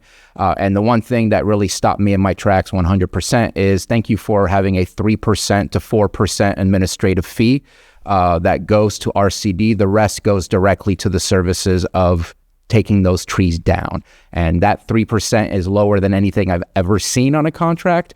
And so I just want to highlight that and say thank you. We did not go out to bid for this. We directly worked with RCD, but they are absolutely underbidding anything that I would ever anticipate we see, because that administrative fee is as low as it gets. So I just wanted to highlight that part of the contract. It was greatly appreciated. And I just want to end on a positive note. Okay. And I don't think we've opened to the public yet. Go ahead. Go ahead. Good morning, Chair. Good morning, Board. I think this is important that we get these trees cut down, but I'm just listening to this conversation, and one of the things I would like to caution the Board is what's called confirmation bias, which is this is the area we studied, so this must be the most important area, and the areas that weren't studied apparently aren't as important. And I think we're hearing that a little bit. I also, listening to the dialogue back and forth, apparently, historically, there was conversations with leaders in the state as to why money was allocated. But if I understand correctly, whatever the obligations are written in this language today is what's binding, not what somebody had a conversation with somebody years ago about this, that, or the other. So I think if the latitude that's allowed by the current agreement allows for trees to be cut in different areas, why not? And then the other thing, and I think Supervisor Sabate pointed out, it should be more objective. Take a look at your evacuation routes. If the areas in District 5 meet the criteria and bubble up to the top of the list because they truly do have the most need, then great. But to fight over this street and that street, I think it's embarrassing and it's not productive. Thank you. Thank you. Anyone else in the room? Roberta McIntyre, resident of Hidden Valley Lake. This is the item I wanted to speak to. Hi, Julia. I was hoping you'd be here in person so we could get caught up, but maybe another time. As a person with a lot of experience in the space, a lot of roadside hazard reduction work in my history. A couple things I want to talk about so that the board's aware. There's categorical exemption with CEQA for the work involved in this project, as I understand it. You can go up to 30 feet from roadway and get a categorical exemption for CEQA. You can also go up to 100 feet if you have the fire department's support in going to that extra distance. I get, in terms of prioritizing where the work should be done, I totally agree with Supervisor Pieska in terms of where this project, where it grew out of, in terms of where the focus was meant to be. But a couple of things to point out. March is probably the end point for the project because March is the beginning of bird nesting season. So the work needs to happen before then. So that's something in terms of prioritizing. The other thing to keep in mind with prioritizing where the work gets done is property owner permission. So if you're working along the easement, you're not going to get a whole lot of work done. In fact, if you just stay within the easement, you probably won't be able to spend down the money you have available to get work done. So you got to beat the bushes and get some property owner permissions to go farther. So I feel like property owner permissions is probably going to drive a lot of where this work gets done, where you get property owner permissions, regardless of everything else that you've talked about. And then I will say that I was at the South Lake County Fire Safe Council last week, and they're really excited about the work being done here. And I think they're expecting that a lot of this work happens in their footprint, which would include those areas mentioned by Supervisor Pyska. So again, a lot of experience here. I really like the project. I think it's headed in the right direction, but be aware of, where the work gets done will be driven by a lot of factors, not just main circulatories or not just easements, etc. You'll find that you'll probably end up with a patchwork of work done. It'll still be good work done, but it'll be where you have property owner permission, where you get the most bang for the buck. Thank you. Thank you. Do we have anyone else in the room? Not seeing any. Do we have online? Do we have Sterling online? Sterling, go ahead. Yes. Listening to the presentation, I think this is a great thing for the county. I understand that Jessica Pyska started the research and all that, but also that is old data that she's bringing up. When you just drive up to Lakeport on Highway 29 before the Kids Corner, if you look off to the left side, it's a private property, but there is numerous dead standing trees. Numerous. If a fire was to break through there, and those are all dead standing because of the beetles, that would take out and shut off Highway 29. So my question to you guys is, are we prioritizing the major highways coming in and out of our county? I understand that Harrington Flats, it's one way in, one way out. Spring Valley's the same exact way. We've actually had our road completely washed out before. We don't have an extra exit in and out. We have trees that overlap our roads that have been fallen, and residents themselves had to cut themselves out. I think just prioritizing just COG, it might be a very negligent thing for the county, especially going into fire season. I believe we should spread this money throughout the whole entire county. Yes, back when they did the study was back in 2000, maybe 15, 2017. That's 10 years ago. We need to reevaluate the whole entire county and start making it protected, not in just one area, just one area's roads, one area's trees. It's very selfish and very tone deaf to the rest of the community members in this county. Thank you. Thank you. Do we have anyone else online? I'm happy to respond. Yeah, I'll close. Go ahead, Jeff. I'll close public comment and bring it back to the board. Sure. Go ahead, Vice Chair. Can I share the map? Sure. Yes, that would be great. Pull the map up. And I've been working with Caltrans for the last several years because Caltrans is in charge of the right-of-ways along the highways. Mm-hmm. And so when we work together, we coordinate our projects, which is why we had PG&E working with Caltrans and us, the county and CAL FIRE, to try and work within our lanes to clear as many trees. So that group of standing dead trees along Highway 29 is a really dangerous situation. It is on private property, and Caltrans has done a lot of the work in the right-of-way. So you're right, but that's the state's responsibility. And the data that I'm talking about is not 10 years old. It's 2024. It's from, we started collecting data in 2022 and mapping it all through 2024. So this is the polygon. This is the area that I'm talking about. These are the hot spots where the trees have been identified. These are areas in the big tall pines where we have standing dead trees, and it's a danger. It is a real danger to people when they can't get out. Right. I actually got a call from a constituent who's a logger on Harrington Flat in a series of storms. I think this winter, it was in March or something. He had to spend the entire day cutting out all of his neighbors because they couldn't leave during the storm. Right. And this map that I'm showing is it's a still active request for funding for assistance under the California Disaster Assistance Act. Myself and Deputy CAO Chief, I can't remember your exact title, Matthew. Matthew Rothstein, we're in conversation with Cal OES today to try to get this updated. And so this was the area that was surveyed. The funding that we got from Senator McGuire was for hazard tree removal, although nuance. It doesn't say that it's for bark beetle killed. It's standing dead trees. We want to honor that because that's why we got the funding. Yep. So all I'm asking is for 3 roads to be added to this work. They're in the polygon. This is where we did the surveying. That's what the funding was for. So I will make the motion.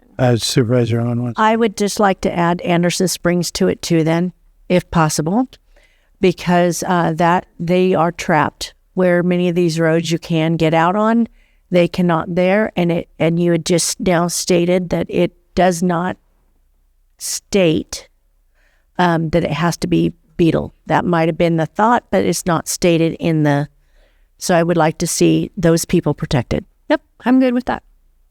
So, all right. Okay. A couple more questions before. One is to Ms. Sullivan. The whole concept of the setback is, at what point is it a gift of public funds to do work on private property to take down a tree? We've heard from a public comment, potentially up to 100 feet. Do you have the concept of what, we asked for 200, that got denied. I just want a better understanding from my perspective as a decision maker on this contract. Do you have a concept of what is the limitation before it does become a gift of public funds? Because property owners should be responsible for the trees on their property, including if they have impact on the roadway. Unfortunately, we all seem to wait until the impact occurs, and then it comes to the community having to do the cleanup itself because the roadway is so important to keep open.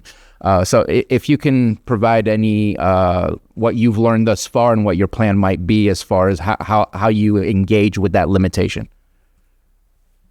Yeah, that's a great question. And I guess just to be fully transparent, I don't know yet exactly what that threshold is, and my sense is that it will kind of vary on a case by case basis. I should mention that with our CWDG funds, we're working with Laco Associates, which is a great consulting firm, and they have worked with the Mendocino RCD successfully over many, many years, who ran a very ambitious hazard tree removal program in Mendocino County and was constantly kind of navigating this trade-off between county right-of-way and private property ownership and engaging in that dance a little bit. So we have a wealth of knowledge we're drawing on, both in our RCD partner over in Mendocino and in the consultants that we're working with on this project. But I don't know necessarily how to answer that question in this moment. Okay. I will say that sorry. I was just going to say, if it's possible to add that in your final presentation to us at the end to share with us maybe what the furthest distance from the road was or the average distance, just to get an understanding of how it was used. But it is a complicated process for that. Sure. Yeah. Happy to do that. Okay. And then my other one, I'm looking at the map, and I guess it makes sense and it doesn't make sense that we're looking at this map as Spring Valley Road is on the list of roads that's not on the map that you're showing us. And then on the map, I know I've experienced going through like Spruce Grove Road, there are some dead trees on that area. There are in that map. So to me, it's not about the individual roads. It's what's our scoring mechanism to use this funding to best get the outcome we're looking for. And again, if it happens to be roads that I want, great. If it's the roads that I don't want, great, because at least it's a neutral, methodical perspective on how to best utilize this. And that is my preference on how to do it. It's not in the contract. As far as that goes, there's no specific roads to the contract. The only roads that were listed were on the memo. So to me, leave the contract alone, but I'm asking for a methodical approach to ensuring that we are doing this the correct way, similarly to how we should be doing our roads and rebuilding our roads. I concur with that. I think that's really important. Go ahead, Vice Chair. I mean, we could take the roads out and just say focus on the area within the polygon and then prioritize evacuation routes. Well, when we met, we did prioritize evacuation routes with the Lake County Fire Chiefs Association. That's how these were listed. Yeah. And I'll just add, sorry. Go ahead. Just add that at that meeting, the factors that we took into consideration in identifying this preliminary list of roads were critical evacuation routes, and then also population centers and kind of levels of traffic. And so we had that perspective both from the Public Works Department and then also fire chiefs. And yeah, so that was definitely baked into kind of this initial list that we came up with, certainly.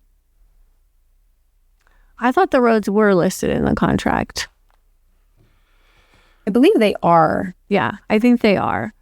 And as far as the reporting goes, I'm fine with the final report coming back next spring because I'm pretty sure that we'll be getting ongoing updates from the Fire Safe Council and the Risk Reduction Authority. So that's good for me. And then a final update next spring.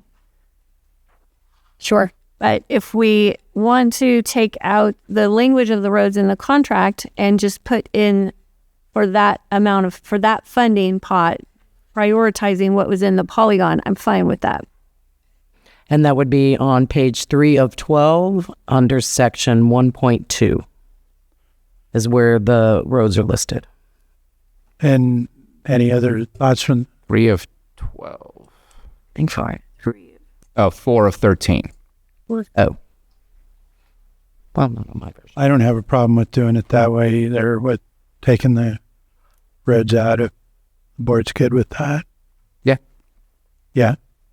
Okay. Mm-hmm. But then do we need the language for what language are we replacing with if we take the specific roads out? And at the same time, Spring Valley Road is on there again, and it's not on the polygon, and I think that's an important road as well. And we've been getting continuous comments about a one-way in, one-way out. So I guess without being awkward and rude, the polygon's not exactly correct. Well, no, because or it's incomplete. There's 2 pots of funding. The CWDG funding can work on MOB, can go anywhere. But the funding, the almost $900,000 from McGuire, that was specifically for the polygon. So that's what I'm talking about, is I want to make sure that we're not missing the work that the funding was intended for the $900,000. And then the other pot of funding can be anywhere in the county and can be outside the polygon. Mm-hmm. So these priority areas, as well as other evacuation roads requiring tree mortality.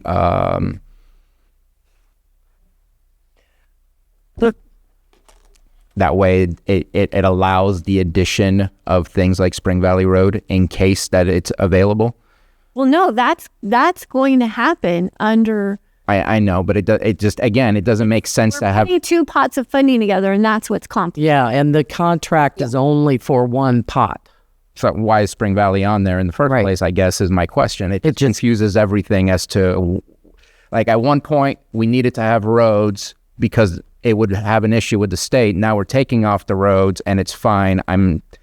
I'd say just take off the roads and say the priority areas and leave it at that, and we do need to have a way to prioritize what we're doing. How about the priority? These priority areas align with the 2022 CDAA request by tree mortality. Right. Supervisor Owen. I think how far something was said earlier about by the time we get done with Bottle Rock and Loch Lomond Road, there's not going to be any funding left. And that's disturbing that we're starting there and that there won't be any funding left. Both of those roads go all the way through, and there's other connectors. Something like Anderson Springs, you are stuck in Spring Valley as well. One way in, one way out. There's no other way in or out. And I think that needs to be recognized, first of all, that when there's only one way in and only one way out, we have to protect those people. That's our job. And I think that how far the funding goes will be dictated by the distance off from the road that we can clear. So if it's 50 feet off the road, for instance, we're going to get much further than if we're going 100 feet off the road. and we have to worry about the gift of public funds. I know that my place burned, and I had a whole orchard I had to take out on my own dollar. So I know that's also true, and that's something I didn't really think of till Supervisor Sabatier had mentioned. So this is a good thing either way. What we're fighting over is where the money's going to get spent and basically who's most important. We need to take care of our citizens and make sure that they can escape during disasters. Thank you. Yeah, I mean, so again, we have 2 pots of funding, so there is a lot that we can cover. I think Roberta mentioned the right of entries is the biggest holdup. So if we try and, for example, do Bottle Rock Road, but we have trees on private property where the owner is non-responsive, we can't cut those trees down and those trees stay. So you've got to go to where the rights of entries are granted. And that's the work that clerk does all the time. And it's really important to have that flexibility. So let's keep the roads out. Let's talk, I think there was a little bit of language that was exchanged so that we can, the funding from Senator McGuire can address the polygon of the high tree mortality, and the CWDG can focus on the other areas of the county that could have flexibility to include mob and all the other areas that were identified by the fire chiefs. Supervisor Owen and then Sabatier. Oh, no, go ahead. And just to go back to the wording and looking at county council as well as Ms. Logsdon to see if there's a concurrence. The priority areas severely impacted by tree mortality. Would that be enough to make it vague? For the CDAA application? I can look at the language. As identified in the CDAA application. I'm okay with that. If that's the funding that we're using, then it makes sense that it be applied in such a way. But I think that our job is not to pick and choose roads. Our job is to say, go out and conquer and do the best that we can with the money that we have to do the best impact. Right. That's it. The nice part about the area that is part of as it's called, phase 1 in the CDAA request is the Tetra Tech has rights of entries and has the contact information for a lot of property owners, which will make it a little bit easier. And they were also the contractor, I think, for Cal OES after the Valley Fire. So again, and there's a local contact in that area, which because right of entries are onerous to get a lot of times. Yep. All right, County Council, did you want to comment on any of that? Yes, thank you, Mr. Chair. So it sounds like there's a revised language that's being proposed here, so that if your board chooses to approve this contract, it would be approved as amended. Would like to note under 1.2, under that same bullet point, the preceding statements there did expressly state that the selected arborists will be deployed to survey priority areas and identify trees for removal in the right-of-way along critical evacuation routes. Priority areas were developed in partnership. It recognizes those, you could call them recital type language, but it does acknowledge or obligate the arborists to be deployed to survey priority areas and identify trees for removal. So if your board is considering removing the last sentence of that bullet point that starts with these priority areas, it sounds like the language would be for approval of the contract as amended would be these priority areas are based on severely impacted areas severely impacted by tree mortality as identified in the CDAA application. So that's the proposed amendment for your board's consideration. Okay. Mr. Chair, I move that we approve the contract with the Lake County Resource Conservation District for hazard tree removal in the amount of $893,950.81 and as amended, and approve the contract as amended and authorize the chair to sign. And just to clarify, 18 cents? Yes. And 18 cents. Sorry, I was in the middle of 18 cents. Okay, we have a motion. Second. And a second. All in favor? Aye. Aye. Opposed? Hearing none, that carries 4-0. And that concludes that item.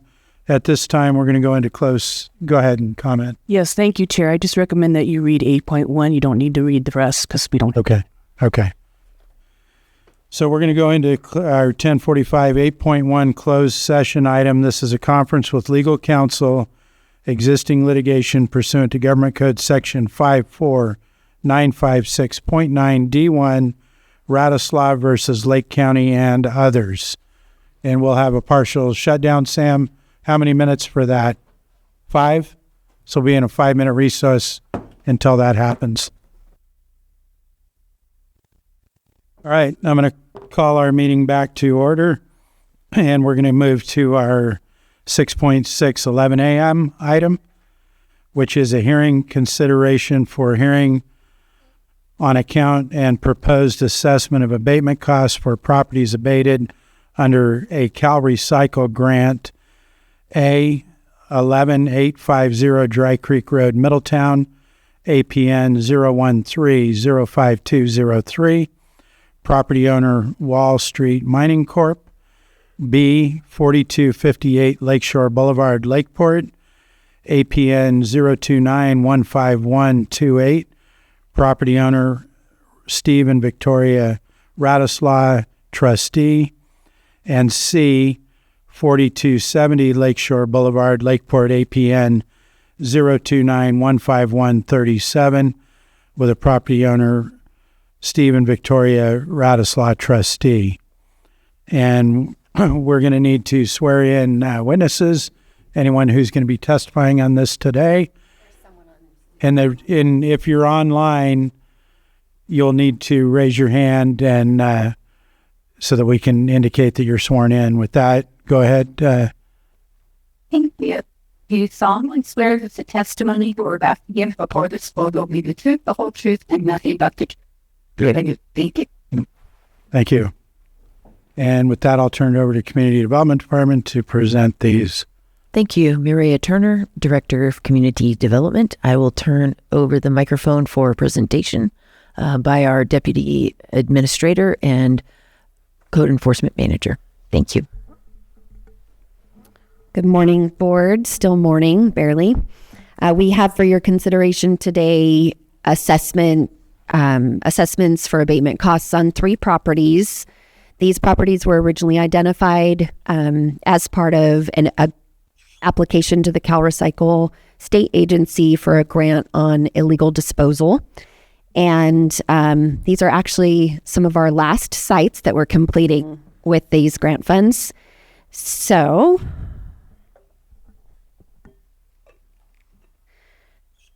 the first is a property off of Dry Creek in Middletown.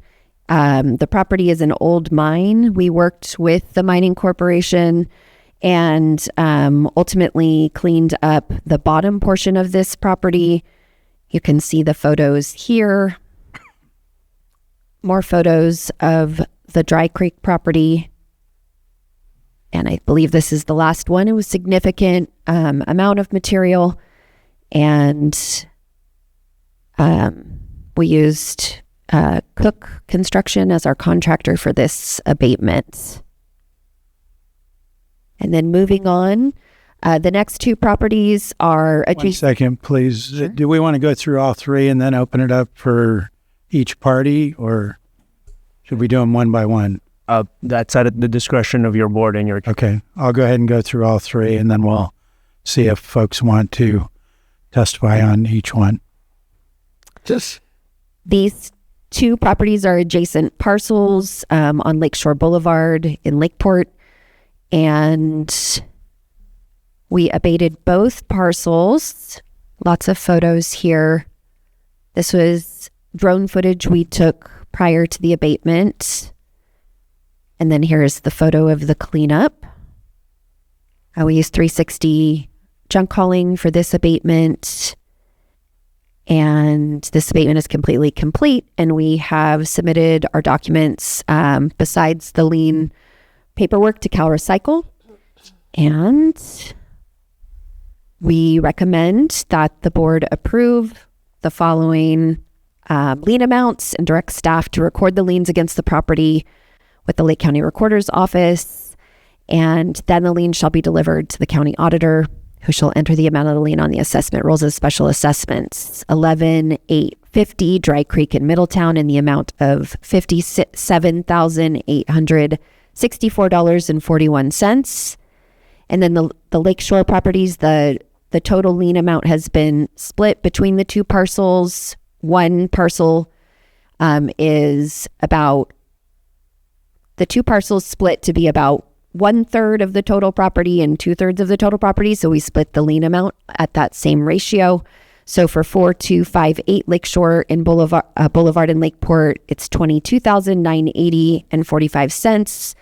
And for 4270 Lakeshore Boulevard in Lakeport, it's $49,490.22.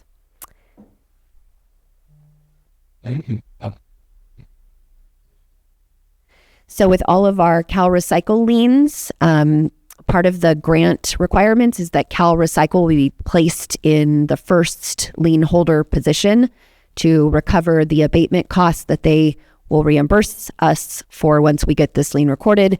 The administrative cost, staff time, will be recorded as a second part of the lien, and that will be back to the County of Lake should it be recovered. Okay. And we're happy to answer any questions that you might have. We'll start with Supervisor Owen. Well, I'm really glad that these got cleaned up.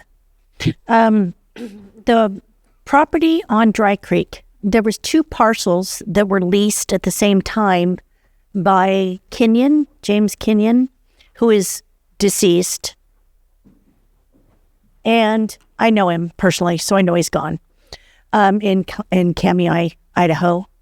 And I believe Wall Street Mining Corporation that actually owns them. I tried to look that up and couldn't find where they still exist. So I just wasn't sure of the how that was going to work on where we're going to do the liens at. That's part one of it. Part two. Idaho. Pardon? They're in Kamei, Idaho. Oh, they are? Kamei? Not James Kenyon? It says Wall Street Mining Corporation with an address at Kamei. Okay. Well, I know James, Jimmy is what I knew him as, has passed. So the other portion was that there was 2 properties there. One of them, the road goes all the way up through, and then there's a hairpin that kind of goes into the second property, comes back down. And that's the one that had the old mine on it. And so did both properties get cleaned up? Because both of them were a mess, correct? Good morning, Morton. My name is Christopher Cole. I'm a code enforcement officer for the County of Lake. Through advice that we got from Department of Conservation, Division of Mine Reclamation, the top unit contain a lot of mining equipment. That's what I was worried about. A furnace. So we do not have the resources or logistics available to safely clean that up. However, BLM, which has land bordering the property, yes, is still working on trying to do some kind of remediation with the mine. Okay, because I also understand that there was equipment down in the creeks. There was black sludge coming out that could contaminate the waterways. There was just a lot of concern there. And so you only did the lower portion? Because on the map, it looks like you did the upper portion. So there was 2 areas that we did. One was just a trailer just off of Dry Creek that was located on the parcel. And then the majority of the work was done on the lower area. But the top area where the mine was located, we did no work on. Okay. We did document our findings up there, though. Okay, good. I went out there twice with BLM and DMR. And the second time was with their contractors, and they have to do a bunch of studies to basically come figure out what they're going to be doing with that property.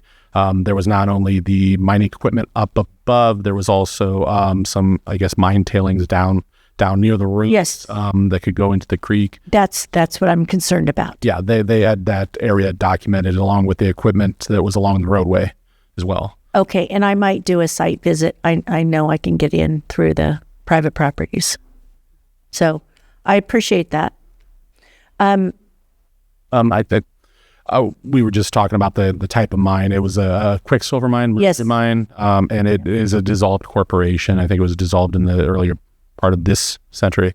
James Kenyon, as you know, is deceased. His son has claimed some ownership of the property. His daughter on the East Coast says that they have ceded the property to James Kenyon Jr., but it has not gone through probate, and it's just a word of mouth so far. And I don't think that Jimmy really owned it outright. So Eddie, that lives here in the Oaks, which you guys have brought in some issues on in the past, but I don't know that the land was actually his. It looked more like a lease. So I just wasn't sure where we were going to go to, who we were going to send bills to. You know, so we don't send bills to anybody.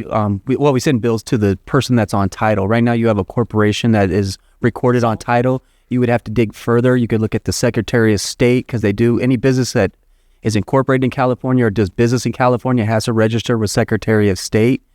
So you would have to look at their documents to see what you could glean from there.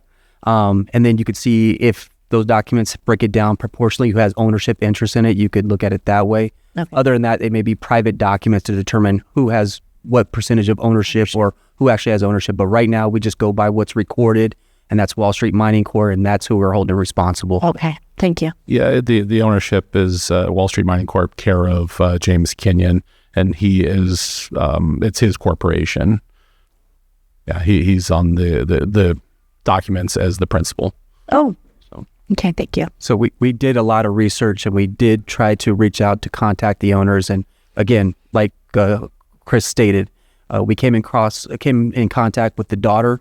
She's yes, in control of this. Mm-hmm. And then she, what's the best phrase? She kind of ceded. Yeah, Teresa and Shannon. Yeah. Yeah.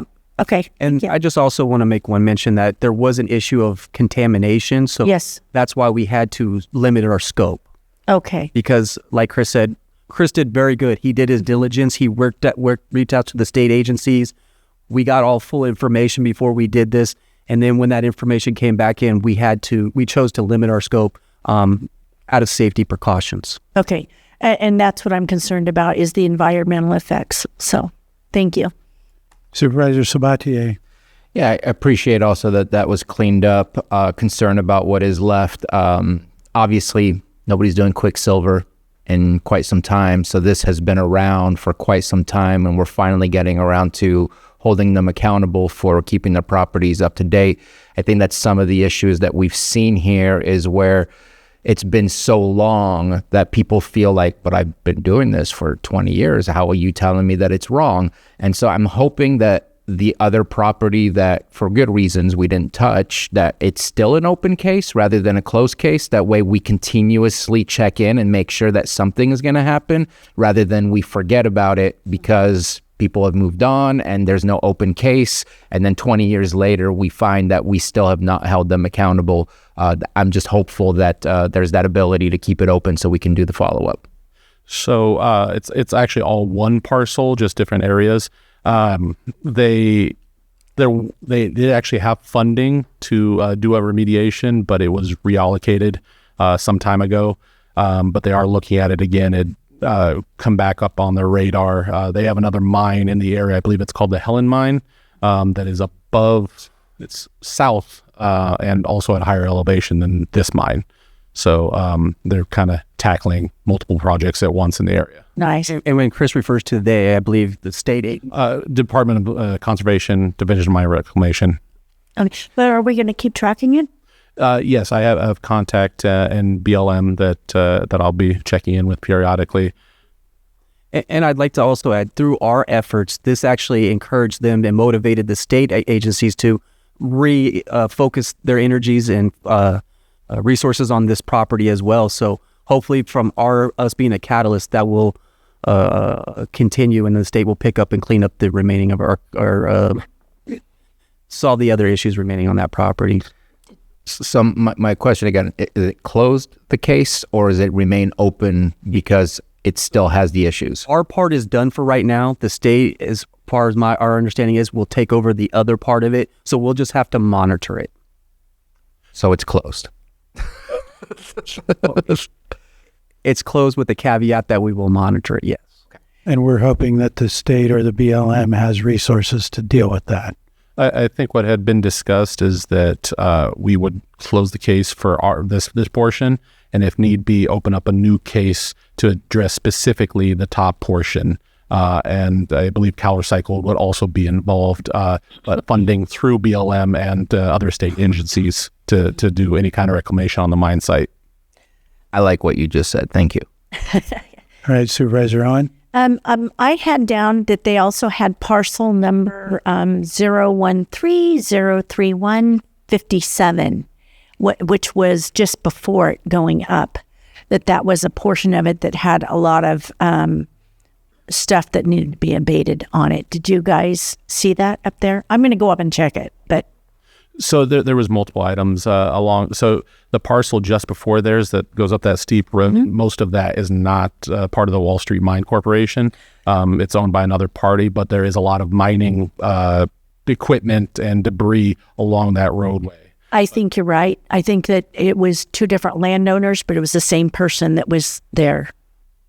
I think he was probably using it as his own. Yeah. And then there's some minimal mining equipment down on Dry Creek on the lower aspect. During our last site visit, these were actually all documented via pictures in a report that his name is Kyle Johnson through DMR had, and he was actually going through and documenting each site. Thank you. Okay. All right. Any other questions from the board? Any other information to offer? Not on the Dry Creek property. All right. At this time, is there anyone from related to the 11850 Dry Creek Road property that wishes to provide testimony on this matter? Not seeing any in the room. Do we have anyone online? Yeah. Okay. All right. Then at this time, do we have anyone in the room or online who wishes to provide testimony on the Lakeshore Boulevard properties? I believe we do. We have David Knopp online, Knopp online, and Mr. Steve Radislaw in the audience. Okay. All right. Thank you. Mr. Radislaw, do you wish to provide testimony at this time regarding this? Excuse me, this is Dave Kindop. Can you hear me? Yes. Yes, thank you. Mr. Radislaw is not going to provide testimony, but I'd like some comments I'd like to make for the record. Okay. Our first concern is whether or not both of the property owners were provided with proper notice of the code enforcement proceedings as well as this hearing today that's about the assessment. We don't believe that Victoria Radislaw, a co-owner of the property, was provided proper notice. We also have significant concerns with respect to the invoice that's being used for purposes of this assessment. I'm sure you've looked at this invoice, and when you look at it, you see three line items, and one of them is for case excavating, and one of them, I'm assuming, is for 360 junk removal and hauling, but it's not clear from the invoice. The invoice itself doesn't indicate that this cleanup was actually for 4258 and or 4270 Lakeshore Boulevard. In the text of the document, at one point, it just says Lakeshore Property Cleanup. Another significant problem with this invoice is that it's impossible to determine how the amounts in this invoice were calculated. There's just two lump sums. One's in the amount of $14,001, and one is the amount of $54,042.50. Once again, there's no indication as to whether or not that's based on the number of hours spent, the amount of material removed, or anything similar. Additionally, this invoice, uses the word estimated on at least two occasions. Nothing should be estimated in this invoice. This should be actual amount of time and or costs incurred as opposed to estimates. Additionally, there's a concern as to whether or not Mr. Radislaw and Victoria Radislaw, for that matter, may be being charged twice for the same work. If you take a close look at this invoice, you'll see that under item number 1, there's an entry for removed 6 heavy cranes of approximately 500,000 pounds of metal. Down in item number 3, you'll see similar language where it states that there was a charge for estimated 500,000 pounds of heavy metal, open paren, cranes, pontoon crane, steel frames, drilling rigs, close paren. And those, I believe, are for 2 different contractors, one being Case Excavating and the other being 360 Junk Removal. So there's a significant concern that there's being charges made for removal of the same items by 2 different contractors. Additionally, what's of concern is that there appears to have been a substantial amount of metal removed from the property, and there's no indication as to whether or not any effort was made to recycle that metal, which would have or should have significantly offset the costs of the cleanup. Those are all the comments that I have at this time. Thank you, sir. Community Development, do you want to offer any information? I'll just offer one clarification that the 500,000 pounds of metal is not being duplicated. It was approximately 1 million pounds of metal we took off that site. Okay. Supervisor Owen, do you have? Oh, I'm sorry. Nope. Okay. All right. So no further evidence from Community Development at this point? We'd be happy to answer any questions that you have. Go ahead, Supervisor Sabatier. I guess I just on some of the comments there. So it does have a line item number 2 on the invoice, Lakeshore Property Cleanup with the $54,000. Then it has line item 3. Is that an accident? And there was only supposed to be 2 line items. One is the heavy hauling and demo from Case, and the other one was Lakeshore Property Cleanup from 360 Junk. I don't have the invoice in front of me, and I'm sharing my screen, so. Because I'm just wondering why it does say $0 for the description, but then $54,000 for the lake property cleanup. And it looks like the whole invoice is $360. So was this subcontracted? It was a subcontract. He needed assistance with a couple of pieces of the project and subcontracted to Case. Okay. Yeah, it's just, it is slightly confusing to see it in that way with the title and then another additional number, which is 0, where it shows all the description of the work. So just wanted to see if there was a clarification on that.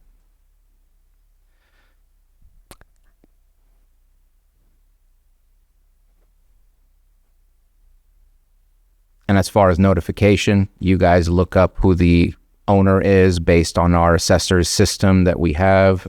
I look up on GIS. It's the exact same address that you guys submitted the mail to. Correct. Yes, Victoria Radislaw's last known address is the same address as the property, and we noticed both of them at that address. And I would also like to add that the code does address or state how services to be provided, and notices were posted at the property and mailed to the address on file with the county. Mr. Radislaw was asked repeatedly if he knew the whereabouts of Victoria.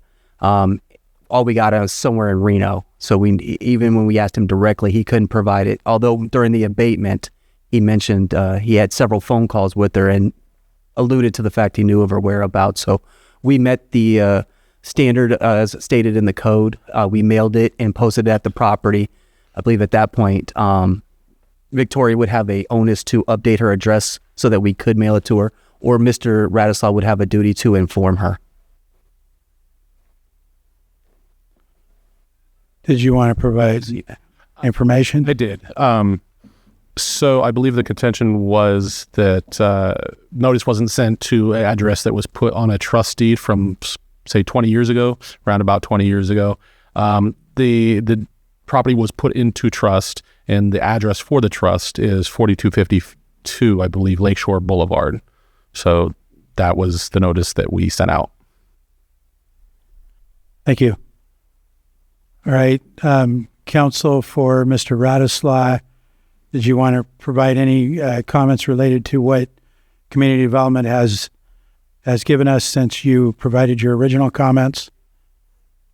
Yes, I don't believe that it's Mr. Radislaw's responsibility to provide notice to a co-owner of the property. Mr. Radislaw and his ex-wife Victoria have been divorced for, I think, going on 20 years now. It's very, I think it would have been fairly easy for the county to find her actual address. And I don't think that effort was actually made. I don't believe that she was aware of ongoing proceedings. I don't think she received notice of this proceeding today. With respect to the invoice, it still appears to be duplicative, and there's no basis for trying to figure out or being able to figure out how these figures were arrived at, that being the $14,001 figure and the $54,042 figure. You look at this invoice and you can't figure out how that number was arrived at. There's nothing attached to the invoice that was provided with the agenda for today's hearing, and we haven't received anything else from the county from which we can determine what these figures are based on. Thank you. Supervisor Sabatier. Yeah, can I just check in again? I apologize, I don't have the attorney's name. Who is he representing? Mr. Radislaw. That's it? Yes. Okay, just wanted to check in on Yes, that's my understanding. That is correct. Thank you. All right. Anything further from the board? Then I would open this up for general public comment. Nobody in the room, anybody online? You could have yes online. Guest, if you can identify yourself and provide public comment. Thank you, Mr. Chair. Angela Arrow. I think the discussion today about cost of abatement raises concerns that have been brought to the board's attention previously regarding invoicing from the contractors that code enforcement is using and the lack of information that are on those invoices. This has been brought up in other hearings before, and I think that those invoices need to be more detailed and provide more information. And this is another incident of where the invoices lack a lot of information. Thank you. Thank you. Was there anyone else? I'm going to close public comment and bring it back to the board for potential action.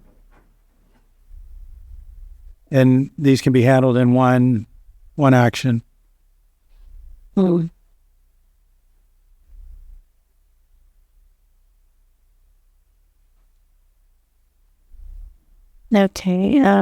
I'd like to offer. Do you want to start the language? Go ahead, please, County Council. Can I?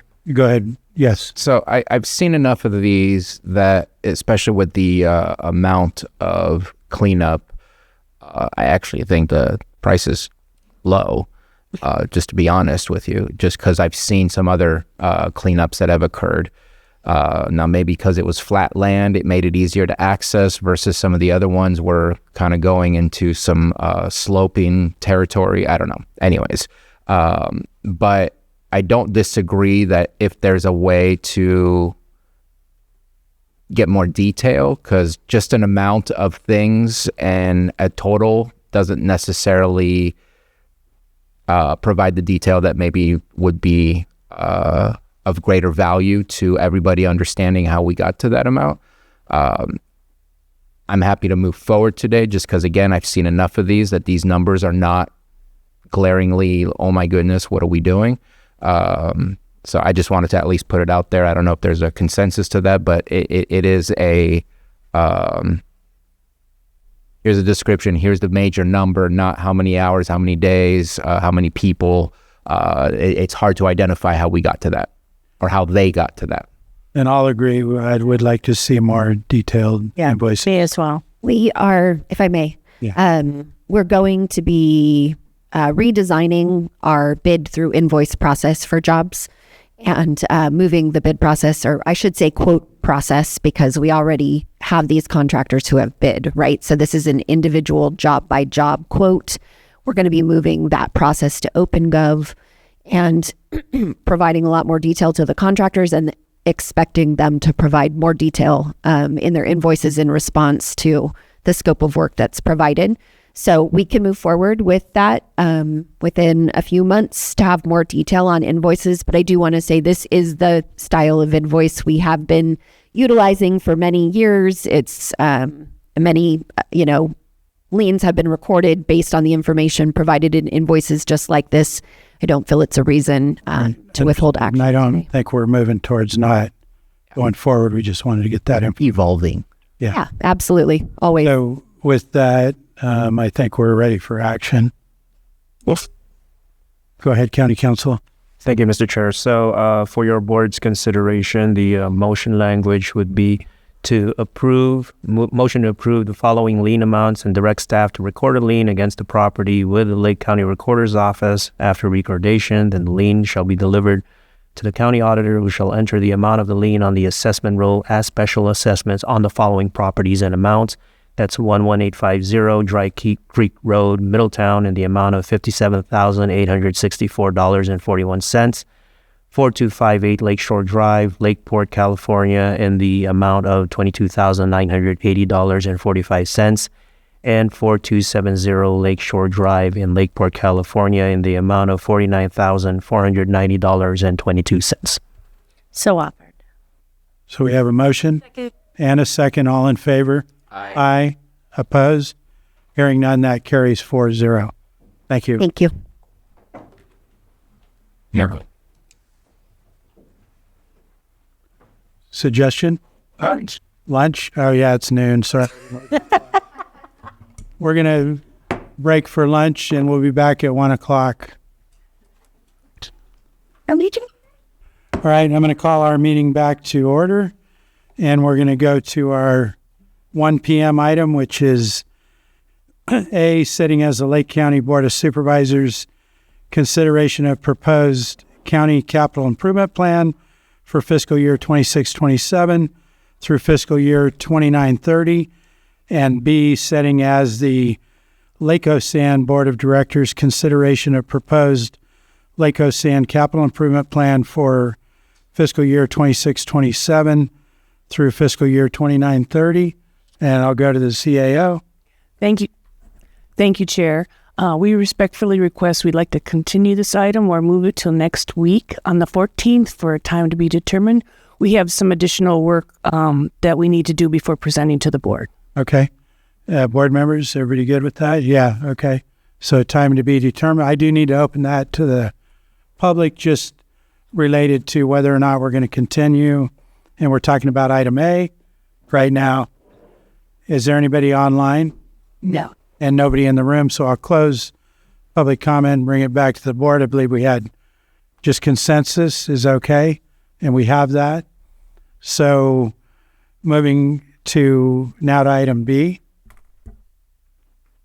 And do you have comment, or Director Boré, any comment? We're proposing to move that one as well, right?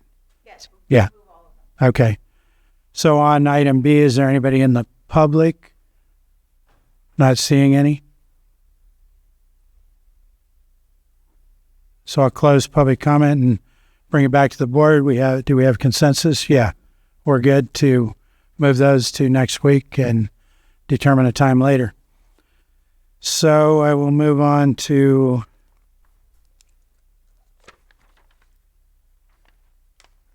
what do you want a suggestion, CAO? Yes, sir. 5.10 and 5.12. Okay, we'll handle 5.10 first. Let me read that out. This is to approve a request to close the front counter of the Lake County Special Districts Department Administration Office between 12:30 p.m. and 1:30 p.m. for lunch, and from 4 to 5 p.m. to the public. We have our Special Districts Administrator, Robin, here on the item.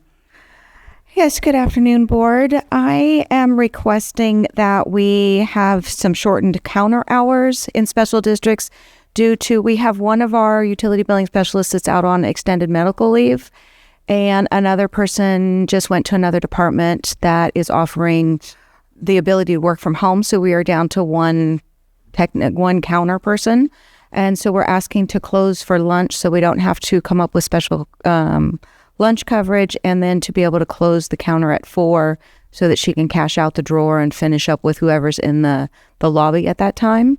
Okay. We'll still answer the phones and conduct that regular business. And we do expect this to be a temporary thing until our staff is fully back. Okay. I'll bring it to the board for questions. We'll go ahead, Supervisor Sabatier. Yeah, I pulled this because I believe this will now be 3 separate departments that are asking for these types of accommodations. And I think the more we say yes to these, the more we should anticipate every department to start showing up. I hear loud and clear what I'm reading in the memo and what we were just told. And maybe these changes have not impacted quite yet, but I do see a 96%, or at least a 4% vacancy rate with a 96% filled rate. Again, those things may change on a day-to-day, and that doesn't also account for those that are on leave or other things like that. The lunch doesn't bother me. The 4 to 5 does more so. I'm concerned about, I feel like we are slowly going backwards, where at one point we were open 4 days a week. We finally got back to 5 days a week. And now slowly but surely departments are coming to us asking for an hour here or an hour there. And if we continue to grant those, then we're going right back where we were. We're a customer service agency.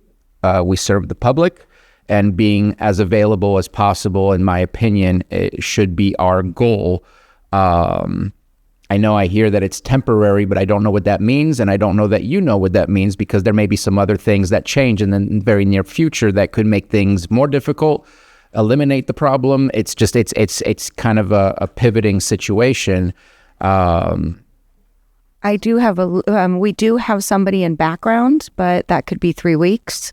And then the extended leave is, we just did another 60 days. So that person may be on a longer time than 60 days, but we should at least be able to have one of the counter staff filled in the next month. And we are asking for temporary, because they do have to cash out their drawer and all of that stuff. And so there's a lot of times if somebody comes in at 5 that they're recounting their drawer and not leaving until 5:30 with overtime.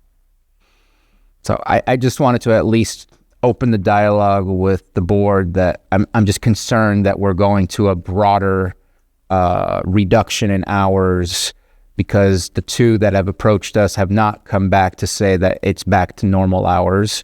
I have not been informed if it's back to normal hours, and I think this requires a much larger conversation, because I think we're piecemealing it, and by piecemealing it, we find ourselves stuck that we said yes to one, now we have to say yes to the next. And so, again, I'm fine with the lunch. I have issues with the 4 to 5. I've done tills myself. I don't believe it requires a full hour. And maybe that would be somebody that comes in at a later time at 8:30, can leave at 5:30, so that from 5 to 5:30, when things are shut down, they can finish up. I think there's ways to make this happen and make it work. But we are a service-based agency, and closing hours is taking away time that we can serve the public. So, Supervisor Owen? Yeah, I was wanting to know when your busiest time of the day is for people coming in. What is typically, because I'm looking at most people that work have off between 12 and 1. And we have, so if you're getting most people coming to the counter between 12 and 1, they're going to be shut out. So adjusting that a little bit, like maybe doing 11:30 to 12:30, so those with the typical lunch could still make it in that need to, it was one of my thoughts. Well, and that's why we did 12:30 to 1:30. I know, but if they get out of their office, if I left here and tried to get there before 12:30, it would maybe, be difficult. The second thing was, I agree that an hour to count the till is awfully long. I would say perhaps a half hour is max. That would, closing the door at 4:30 rather than at 4. Okay, I asked Jesse to come up. He oversees the front counter, so he knows what busy times are. And perfect, thank you. Typically, especially like around shutoffs, we see people coming in between like 3 and 4. 3 and 4, okay. Otherwise, it's kind of random sometimes. Okay, so you don't get a lunch hour rush? Not really. Okay, that's good to know. Again, that kind of holds to closing at 4:30 opposed to 4 o'clock. Would that work? That gives you still a half hour to finish up and count your till, which... I think that could be very helpful if we do 4:30. Thank you. Yeah, that's what I was going to bring up too. So I like the 4:30. Good mind. Any other comments from board members? So did you want us to do 11:30 to 12:30 for lunch? I didn't know. I was actually looking to you for if that would help the public. What we're trying to do is to serve the public. So if 11:30, 12:30. Would that help with people coming in on lunch hours is what I was asking. I think that having it open at 12 will probably help out a little bit more. So the 12:30 to 1:30 I think will be better for us. It'll also give our staff a chance to take lunch, not at 11:30, which is kind of earlier in the day. Okay. All right. I'll open it up to the public. Is there anyone in the room? Not seeing any. Do we have anyone online? Bring it back to the board for action.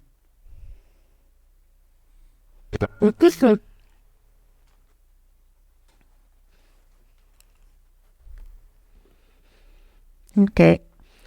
I'd like to approve the request to close the front counter at the Lake County Special Districts Department Administration Office from 12:30 to 1:30 for lunch, and from 4:30 to 5, which we've altered in the afternoon for closing out with the last customers and counting the till. County Council? Thank you, Mr. Chair. So for your board's consideration, because there was some discussion on the temporary nature of this, your board may want to consider a set time frame of when this applies until X date. Good idea. Is okay. Okay. Part of the motion. Yeah, so a time frame. Exactly. The end of October? Yeah, we can come back end of October. End of October to review. Okay. So you modify the motion. I modified the motion to include till the end of October. Do I have I have a motion and a second. All in favor? Aye. Aye. Opposed? Nay. That motion carries 3-1. And next we're going to move on to item 5.12. And this is to A, waive competitive bidding process pursuant to Lake County Code, Section 2-38.4, cooperative purchases, and B, approve agreement between Lake County Special Districts and Tyler Technologies Incorporated for a software as a service agreement for financial management, revenue management, enterprise asset management, not to exceed $141,575, and implementation of the software by Tyler Technology, not to exceed $423,108, and authorize the chair to sign. So good afternoon. So this item is the software package that we've been talking about previously. We did go to the TGC yesterday, and their recommendation is not to get the entire package, but to find out if Tyler if we could do the CMMS portion of the system and work on the utility billing system. Both of those items are items that are not included in the Workday system. We've had a flurry of emails today and conversations. Our consultant with Tyler is on Zoom, so hopefully her name is Maddie. And so if you have additional questions about the software, she's here as well. So what we did is after Workday was selected, the county's direction for special districts was that we would not move our operational functions to Workday, that we were going to continue to use CAMs, WinCams. That system is used by several other departments as well as the fire districts. So this approach made sense at the time when CAMS was already supporting our key operational workflows. And however, circumstances have changed with CAMS since then. And CAMS has been sold, the support is declining, and the system is now failing, causing us to relook at this more as an alternative to CAMS that works with Workday, not a replacement for Workday. We are not trying to do anything that duplicates Workday. We're trying to replace our operational system and the department needs versus what the amount of information that goes into Workday. The current issues with CAMS is it's really not sustainable. On the long term, we are having significant impacts with our utility billing, our customer service, work orders, field operations, and operational reporting. Our special districts needs a modern operational platform that can support these functions while still sending the appropriate financial information back to Workday. Tyler provides this operational platform. It's also an out-of-the-box system, so it's a very vanilla system. It's not one that you customize. So they only do government operations. They have a full system if the county wanted to go to a complete ERP system, but we are not suggesting a complete ERP system. The Workday remains the county financial system of record, and that Tyler would just support that with the detailed district workflows, including the utility billing, the payments, notification work orders, and the CMMS that is needed, as well as the field activity. These activities all come with a canned interface file transfer that is included in the quote, so no additional cost to Workday, and Tyler would work closely with Workday to include all of the information is sent to the general ledger and the appropriate Workday workflows to make sure that there's no double entry or redundancy of any kind or conflicts where there's a conflict. Workday would be the record, and we would adjust. So this project is actually budgeted in our capital improvement project for $778,000. That includes hardware and other things that is not included in the quotes that we have from Tyler. We did get a second quote from Tyler, which we'll go over, showing the difference in just the CMMS and utility billing. WinCams we've been using since 1998, and so it's kind of a garage software. So we've kind of homegrown it. We've built the utility billing system out of that, and since then it's now been purchased. It looks like in March of 2026 it's been purchased. We haven't been formally notified by them of that, but it is listed on their website. The sewer districts are also under a notice of violation from the state that we need to have a CMMS system. It's a computerized maintenance management system for the sewer systems, which is a complete asset management system. So it tracks all work orders, all improvements, pump replacements and lift stations, any attribute to the system it tracks versus just an asset listing that would be in the GL. So it would track the pump, but it wouldn't tell us that it's 3 years old. It's in this lift station. It's a secondary pump. It's we constantly are having surcharges with it, or any attributes associated with the individual infrastructure, as well as where we have replacements and if we have breaks, all of that stuff, it would be tracked in the CMMS system, as well as any of our ongoing maintenance, which currently we get basically it's tracked in like paper, or any reporting we get from the field is usually we did 30,000 miles of line cleaning with no specific attributes or locations. And so it's very important that we do something about our notice of violation.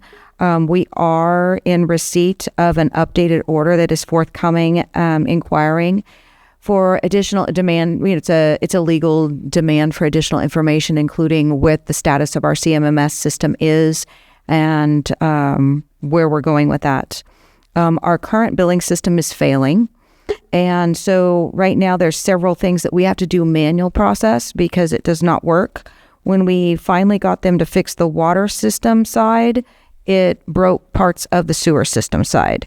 So there's also problems with running reports. We can run the same exact report 10 minutes apart and get different results.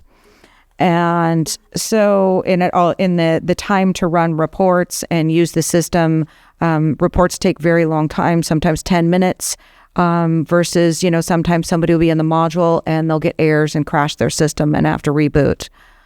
The billing module is not robust and is not a modern utility billing system. So every time it does, like we have historical records, if you want to see your bill from 2 months ago, we have to go back to the paper copies where we printed a copy because the system is not capable of printing a duplicate invoice. So we retain those out of the system.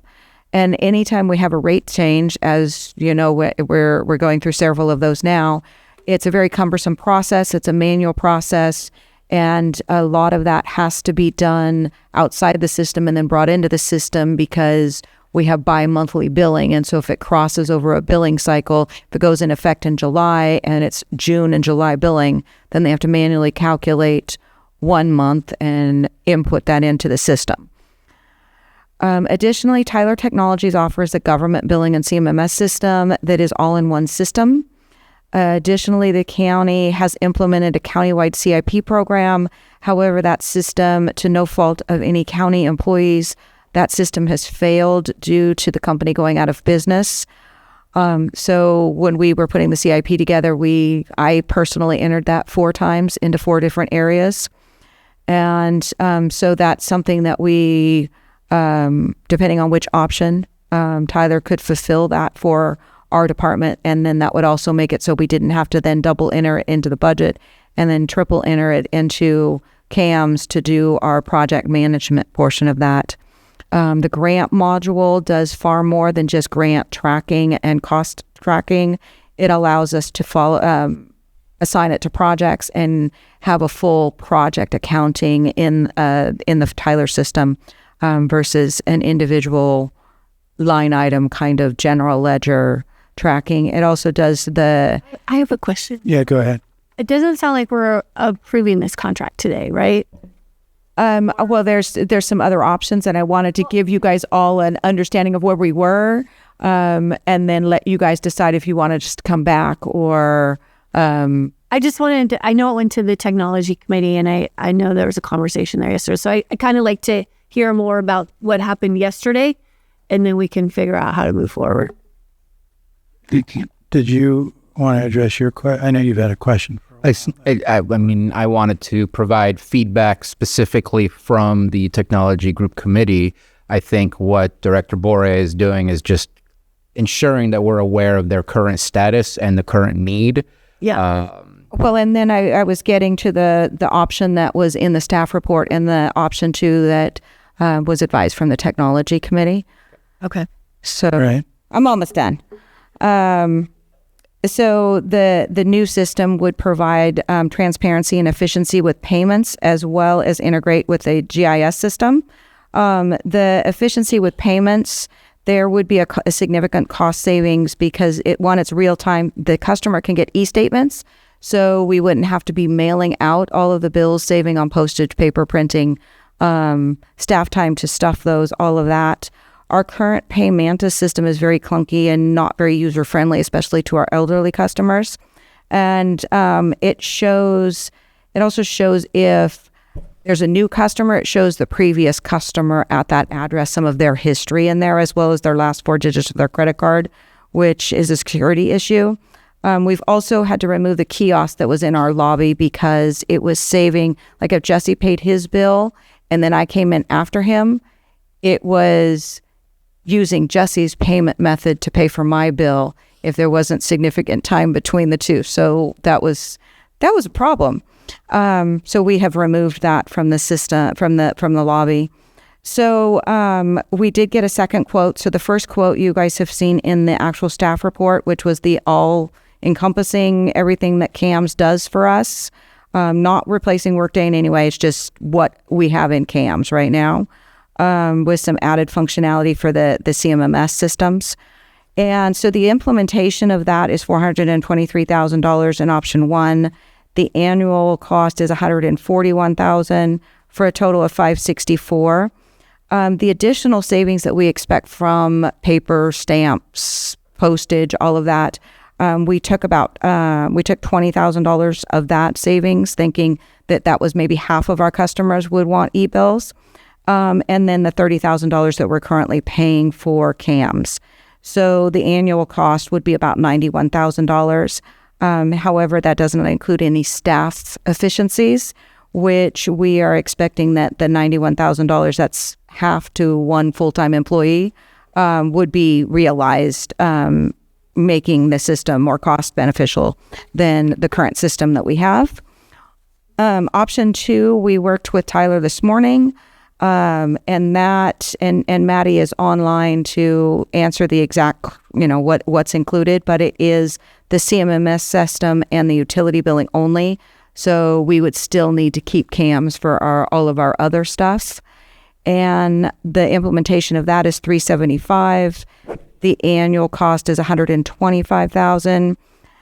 So that's $500,000 plus, not including, the additional staff cost that could go along with that. And we would have to keep CAMs, which is about $30,000 a year. So it actually makes the total annual more expensive. And it doesn't include all the additional staff time to enter into 2 separate systems. So that's where we're at. We've reached out to Workday, and Genevieve we're trying to facilitate some meetings to make sure that there aren't any conflicts or that may arise between Workday and Tyler, and make sure that interface would work. We're assured by Tyler that it will work and that they do this all the time, and it's a canned file system that they have that they transport the information over. And it would, and the Tyler system has cashiering and credit card payments in the e-statements and utility billing, versus the Workday system is all third-party vendors that we would have to vet all of those and make sure they would actually meet our needs. And I'm not hearing from Workday that they're proposing for us to get a utility billing from them. Tyler is also Sourcewell, so it's already a competitively bid process and gone through the RFP process.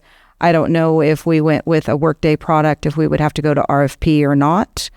And so those are kind of where we're at with it, and why we now have 2 different options. I don't know if the board wants us to continue and bring this back, but I thought it was our due diligence to at least tell you where we're at with this, since it was on the agenda. Okay. Was that it? Yeah, and I don't know if Jesse has anything to add. I know that we've been, since they purchased Workday, we've been looking at a replacement software package for CAMs for the last 2 years, specifically for our utility billing. We've looked at several different systems, broke many of them to the point where they didn't meet our needs, where Tyler Technologies was able to.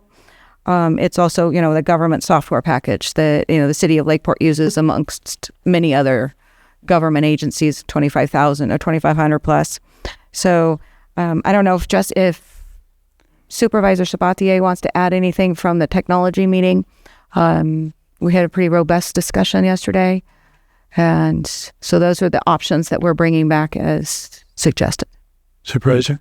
Yeah, I want to read the statement that I know Director Boré also received. This comes directly from the chair of the Technology Group Committee.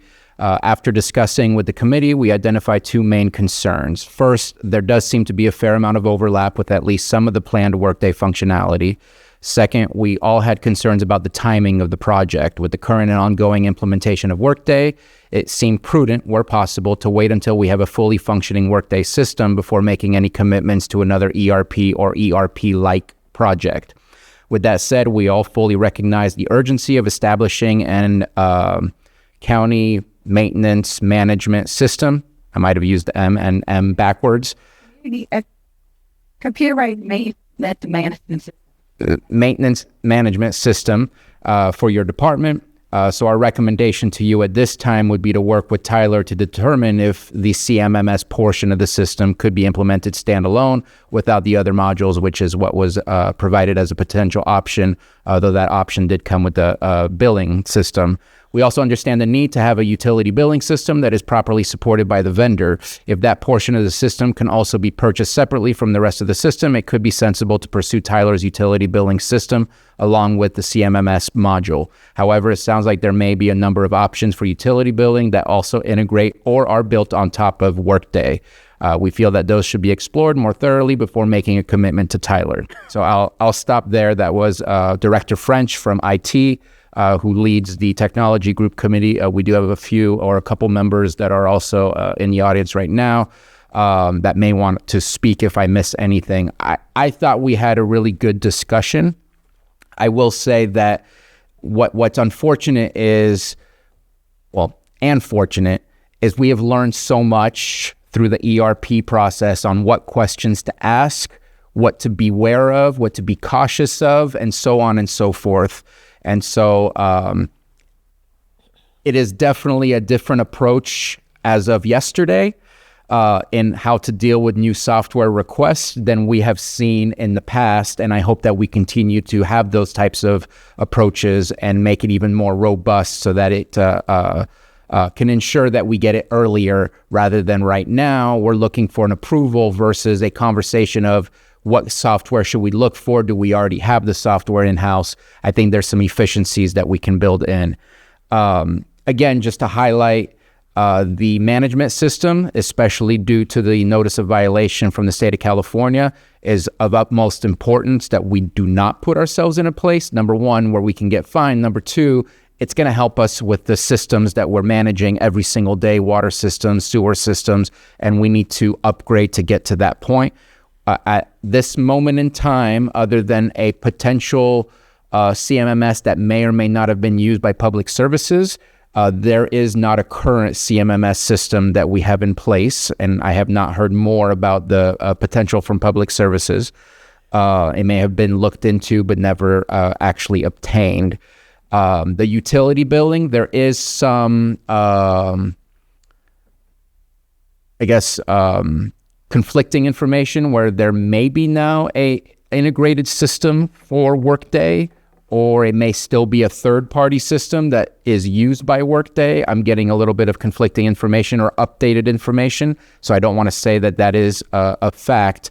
But we are one of the major concerns is we've already, as you know, pushed back the implementation of Workday. Workday is countywide. Even no matter what system special districts will be using, they will have to function with Workday in some way, shape, or form. The most difficult aspect of what has pushed us to delay the implementation or the go live date for Workday is all the integration of all the other systems that we have. And so from the perspective of the TGC, at the very least, we would like to hold and wait for any I don't want to say unnecessary, because obviously everything is necessary for the function of the department, but outside of the CMMS and potentially outside of the billing, we want to make sure that we accomplish our go live date that right now we're aiming for, which is going to happen before we know it. So we already have a lot of work ahead of us before we can get there. Once that is accomplished, then we can have the conversation of, if this is really what's needed, then let's go ahead and move forward with this so we can work on the integration outside of making it a concurrent parallel track. I think that I have expressed the words from the TGC in the best ways possible. I think the conversation we had yesterday, I wish we had 3 months to 6 months ago. But I'm glad that we had it, and I hope that we can continue to have those conversations to get to the right place. Because again, our goal is we want to be efficient with the software that we have to accomplish the work that we need to get done, but we also want to be efficient in the funding that we are using to have the software that we are purchasing and licensing every single day and every single year. Vice Chair. Okay, yeah, I think a lot of great software conversations happened yesterday, and I'm really glad that the technology committee is engaged on this, and it sounds like there's more work to be done before this contract comes back to us. There was one thing in there in the contract, if we ever go back, it did say 5 years. I know it may not be exactly what it was meaning to say was 5 years, but we want to make sure that we clarify the amount of data that would be extracted from your current system if we went in that direction as was proposed originally by special districts, because it wasn't very clear in that. So just want to highlight something else that would need. Yeah, we did verify that, and they said they could pull it all for us. They just put in there 5 years. That's typically what they pull, but they pull it over as an attachment, so they could pull it all at no additional cost. And we just want to make sure that we have those things in writing so that we don't get caught with. And I have an email and the new updated stuff, but and Maddie's online if anybody had any more questions specific to her software. And I don't know if there's. And again, I think what I'm looking for is a return with a contract with the CMMS 100%. I don't think we have a choice really. And thank you for looking for the right software to be able to make that happen. The utility bill pay, I would hope that there can be some conversations between now and when that comes back, so that if it's not going to be an integrated portion of Workday, that we go ahead and move forward with the bill pay and the CMMS. And I'm hopeful that the time frame between now and that contract coming back, that you're able to have those conversations and really finalize what can Workday do for you. Okay, anything else from the board before I open it to the public? Not seeing any. Is there anybody in the room that wishes to comment?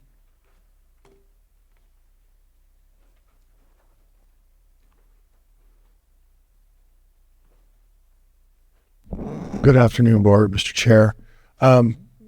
I think the conversation has been really good. The one thing I would highly recommend is there's been some conversations about efficiencies and savings, postage, labor, et cetera, those things be locked in.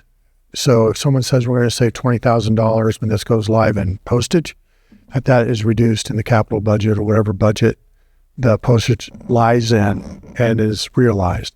They say we're going to save 1 FTE, great. Lock it in so that when it does go live, that head count drops. Because as all of us know, and those who have been in the software business know, there's a lot of ERP promises that, you're going to get efficiencies and they don't get realized. It gets more complicated sometimes, more difficult than people ever realized. Saves problems in one area, creates problems in another. So if you're going to sell it on efficiencies, lock in the efficiencies. Thank you. Thank you. Is there anyone else in the room? Not seeing any. Do we have one online? We do. We have Sterling. Sterling, go ahead. Yes. So I might be a little illiterate when it comes to the software, but my concern is that we have a lot of department heads coming in and requesting to stop the competitive bidding. With the way that our financials are looking for the future, I think competitive bidding should stay on the table. We should see what other people have to offer. And instead of having 3 different softwares, we need to start maybe trying to consolidate them into one. And if that means special districts has to have its own and it doesn't go with workforce, then they would have to do maybe a little extra data. I don't know how that works, but it could save a lot of money for the county all the way around. I mean, deficits are coming next year. If we don't change what's going on, we're going to start at a $12 million deficit. And then by year 5, it's $71 million deficit. So we definitely need to keep with the competitive bidding because we don't have the money to be spending. So thank you. Thank you. Do we have anyone else? Respond to what competitive bidding Yeah, is hang on versus one second. sourcing? Yeah. Is there anyone else? Okay. I'm going to close public comment. Go ahead, Director. Yeah, so when we talk about a Sourcewell contract or a CMAS contract, those are contracts that have been competitively bid in a global market. CMAS is what the state uses, so they're already competitively bid projects or programs so that then other government entities can save a lot of time on going through the whole RFP process by selecting an already competitively bid contract. Thank you. So back to the board for action or direction. I think we just continue the work and continue to work with the technology committee and bring back the contract. basically, as I suggested, work with the group to work on a workday and see if utility bill can be managed through that. If not, then come back with CMMS and utility bill. Right. Yeah. Okay. Glad these conversations are happening. Thank you. It didn't happen. It's okay. We're here today. We got it. Thank you, Robin. Thank you. Thank you. See, next we'll move on to our 1:30 item, public hearing, consideration of ordinance to amend Chapter 21, Article 27 of the Lake County Code regarding commercial cannabis regulations. This was continued from March 10th, April 7th, June 2nd, and June 23rd, 2026. And we have our Community Development Director here. Before we get started, I do need to put it out that I had a conversation with Supervisor Crandall, and he would prefer if we didn't, if this was handled another date. So I wanted to check in with the board on that. It'll be up to the board whether or not we want to do that. I know we talked about it last week with only 4 of us, but just wanted to bring that out. Go ahead, Supervisor Owen. I think it's pertinent. He has, this addresses his District 3, and I think that we need to give him the courtesy to be here. Do we? Go ahead, Supervisor Sabatier. I know that I submitted quite a lot of changes that, in my opinion, are necessary to be changed. I don't know if that forces another first reading or not with all of those changes, but I hope that they can be implemented, at least the obvious ones that would need to be implemented before that. If they can be implemented today, I mean, we've continued from March 10th, from April 7th, from June 2nd. What's today is based on all of the feedback that has been received throughout those times, which included when Supervisor Crandall was here. If you're not here, I don't think we should be slowing things down more than they've already been slowed down. So if it's possible with the changes that I think have to be done in order for this to be correct, then I would like to move forward. If they require another first reading because of the changes that will be made, then obviously the first reading can be pushed to the next time. So if I remember back correctly, when we met last time, that was we were going to originally try to have that as a first reading. Is that correct? Or yes, but that didn't actually end up that way. Correct, because we had. We continued it for 2 reasons. One was for wordsmithing and correction in the ordinance, the draft ordinance, as well as offering time to meet with Supervisor Owen regarding some of her questions. Both have taken place. However, Supervisor Sabatier did send an email that had, he noticed a couple places where my citations were incorrect. I just now handed that email to County Council with a request that we do a first reading as amended if possible, but I would follow his lead. I don't know if he's had time to review that email yet, though. Okay. County Council?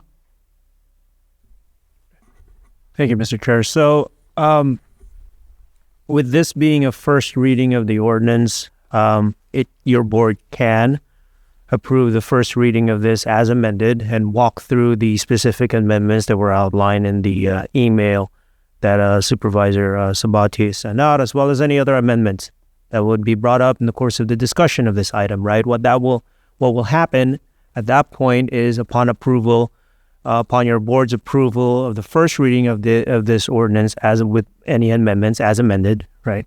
This will then carry over next week for a second reading for the adoption, and then typically, I believe, for most ordinances, then there would be a 30-day period after that by which the ordinance would take into effect. So as far as effectuating the actual provisions, implementing them, if you will, it's not going to happen until all that whole time period passes. If there's going to be any more amendments on the second reading of the ordinance, that will also result in a continuance, because the moving forward with the adoption or passage of the ordinance, not the effectuating part because that's 30 days, but just the adoption of it on second reading. If the adoption of that with any other amendments on second reading, if there are minor amendments, it could be, and by minor amendments, typically they involve just typographical errors, non-substantive errors. The second reading can still proceed. The adoption of the ordinance on second reading can still proceed as amended. However, there's still going to be some substantive amendments similar to what's being presented to your board now on second reading that would result in at the very least a continuance. So those are the timelines that were set here. Now you have for your board a request from Supervisor Crandall to as I understand it, continue essentially the first reading of this to next week, and so that would allow staff to implement or not implement, but just incorporate these latest amendments, which just puts it off for another week, so that on July 14th, in anticipation on July 14th, the latest revised ordinance for first reading will then be presented to your board. So really, at its net, we really are talking about a week. Continue whether or not to continue this, to extend this further for another week, or maybe 2 weeks if we're even looking at continuing the second reading of this. If there's going to be any more substantive amendments upon second reading of the ordinance. But that is up to your board, and whether or not ultimately your board decides to continue this matter for first reading next week. All right, Supervisor Sabatier. Yeah, I just wanted to say with the second reading, it gives the opportunity for Supervisor Crandall, who will be here for the second reading, I believe, to offer his changes if he feels there needs to be changes. It would be a new first reading, just like it would be a first reading if we postpone today. Today we have the chance to move it forward. Potentially he casts his vote yes or no, which would be his prerogative on how to vote. I really want to check a box and move it forward. Supervisor. And I don't believe that my amendments are substantive other than correction of citations, the majority of it, or text that was deleted by the changes that were made. So I don't know that they're not changing the substance or the rules that have to be applied to. They're just making sure that we don't lose text that was not intended to be lost, or citations that are correct. Go ahead. Thank you, Mr. Chair. So yes, at this point with the first reading, there could be minor or substantive or non-substantive amendments that can be made in the draft itself that's been uploaded as part of this agenda item packet. As I understand it, I believe Director Turner had some additional proposed amendments or revisions to the ordinance that was uploaded in Legistar as part of the agenda packet since that time. And so those may be substantive as well. But for purposes of first reading, substantive or non-substantive amendments or revisions can occur. Supervisor Owen. I just, with EJ asking for us to wait, I would prefer to wait until he's here for the first reading, in all honesty. And furthermore, I knew he was going to be gone, and I had been told that he was asking. So I assumed we were going to do that. I didn't go through this with a fine-tooth comb on the issues we had discussed 2 weeks ago. And so I haven't seen them in there, what we had talked about. So I just want to do my due diligence and go over it properly. And I think I should open this to the public regarding this continuation discussion. I feel like something I should do. These public comments need to be just focused on whether or not we're going to continue this, not about the actual ordinance. Thank you. Good afternoon, Chair, members of the board. But I wasn't aware it was going to be continued until today. But I think it's a courtesy that's been extended to all of you at one time or another, particularly on this topic, and you all have in the past honored that commitment. I'm just looking at this from, especially if some of you knew that this was based on traditional likelihood, that and because of that you didn't go through the full due diligence and would like that time to do that. I think that should be respected as well. But I just want to point out something. I'm sitting in the audience here over and over and over and over again, and Supervisor Crandall's a really great guy. All right, I think you all know that. And he continuously gets the short end of the stick. This is a courtesy that's been extended, as I mentioned, to all of you.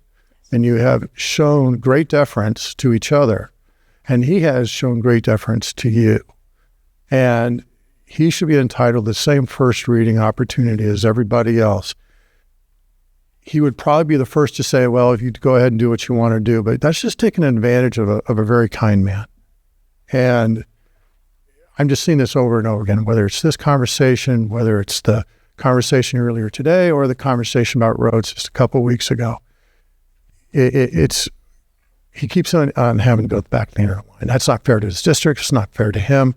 And it's not right for you, and it sets a terrible precedent. So I would suggest that if he has requested a continuance, that you honor it, especially if it's only for one meeting. Thank you. Thank you. Anyone else in the room? Not seeing any. Do we have online, Carolyn? Yes. Who's the first? First one is guest. Guest, go ahead and identify yourself and comments just related to the continuance. Thank you, Mr. Chair, Angela. My concern is if Supervisor Sabatier has substantive amendments that may trigger another first reading and County Council hasn't reviewed them yet, I think the residents should be afforded the opportunity to review those amendments and provide feedback. The public has been quite involved for years, and one more week is not going to make or break it today. I'd rather see the board wait another week rather than trying to simply check a box today. And I respectfully request that you guys do acknowledge Supervisor Crandall's request to postpone it for one more week. Thank you. Thank you. Next, Carolyn.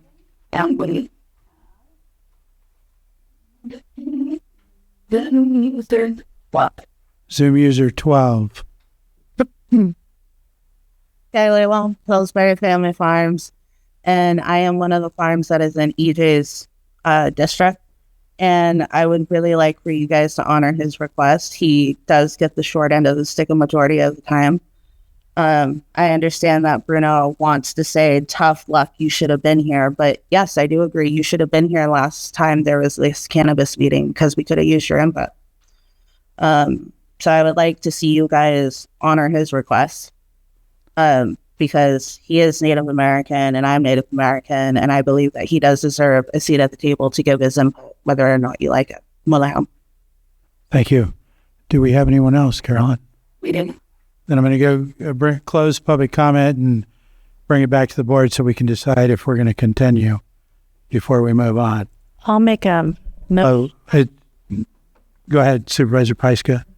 I was just looking at the draft agenda for next week and looking at the time and where it could go. Okay. What do you think, Carolyn? Looks like it probably need to be after at 3. I'm just going to propose it at 2. Huh? Yeah. Okay. And I don't think we actually need a motion, just consensus, or do we? Do we need a motion? Yeah, we do. Okay. So Supervisor Owen? I was just going to make a motion that we continue this next week at 2:00. And thank you for finding a time. A second. I have a motion and a second. All in favor? Aye. Aye. Opposed? Hearing none, that motion carries 4-0. Thank you. Okay, CAO, we handled the 6.3 and 4? Yes, sir. Okay. County Council, do you want to introduce that one? Yes. Thank you, Mr. Chair. So those items, agenda items 6.3 and 6.4, which both your board has took action on in relation to the co-management agreements. And to be more specific, 6.3 action taken by your county board of supervisors, and 6.4 with you, the board of supervisors, sitting as the Lake County Watershed Protection District Board of Directors. Rule 6, Section 3, Chapter 1 of the county's policies and procedures provides for any board member who abstains in a vote shall state the reason why the board member is abstaining. And so with the abstention vote on for both of these items, the first step for your board would be to reopen this item by motion, and from there, that would be immediately what would be before your board, and take public comment to that, so that your board can then take action on whether or not to reopen agenda item 6.3 and 6.4. But that would be coming out of the request from staff pursuant to Rule 6, Section 3, and Chapter 1 of the county's policies and procedures. Okay. So any comments from the board before I open to the public? No. So I'll open this up to the public, and for public comment, this is related to just the action or the conversation we have to have regarding the abstention vote. Go ahead, County Council. Thank you, Mr. Chair. And just for the public's own clarification and confirmation as well, this pertains to a motion, request from staff for a motion to reopen agenda item 6.3, and I can read that out if I... Okay, go ahead. 6.3 being consideration of A, presentation and discussion of draft co-management of the Clear Lake Watershed Global Agreement, and B, provide feedback to staff on amending, and if no or minimum amendments, and C, authorize Susan Parker, County Administrative Officer, to sign. And also this request from staff to reopen the specific agenda items also pertain to agenda item 6.4, which is the 9:30 a.m. item, sitting as the Lake County Watershed Protection District Board of Directors. Consideration of A, presentation and discussion of draft co-management of the Clear Lake Watershed Global Agreement. B, provide feedback to staff on amending, and if no or minimal amendments. C, authorize Pawan Upadhyay, Director of the Lake County Water Resources Department, to sign. That's just for the public's own notice and believe public comment. Okay. So having heard that, is there any public comment in the room? What about online? Yes, Betsy. Betsy, go ahead. Thank you, Mr. Chair. Yes, I personally would not know which way to vote and if I hadn't heard the reason for the abstention. Isn't that the point, that we didn't receive an explanation for the abstention? Correct. So that's what I think we should be, how can I comment on whether you should do it or not until I've heard what the reason is? Well, yeah, at this point, it's just public comment regarding reopening, whether or not we're going to reopen. I don't believe there's... Please reopen it. Thank you. I don't believe there's public comment that's provided to comment on the reason for abstention. That's during the vote. We explain why we abstain, and then we move on. I don't think, unless Supervisor Owen is willing to offer that up earlier for public comment, but I've never seen it that when you abstain with an explanation, you vote, and then you move on to the next item, not open it up for public comment to comment on how we voted. Did you have anything further? Just briefly, if I may, Mr. Chair. Yes, and so Supervisor Sabatier is correct. Under the general rules, under our county policies and procedures, typically the abstention, stating the reasons for the abstaining the vote typically occurs either before or immediately following any abstention. So it occurs before, sometime after the abstention of the vote, and it doesn't address whether or not public comment would be made at the time the explanation is provided. Typically, public comment would apply on the item itself, which is 6.3 and 6.4. Okay, go ahead. I apologize for this.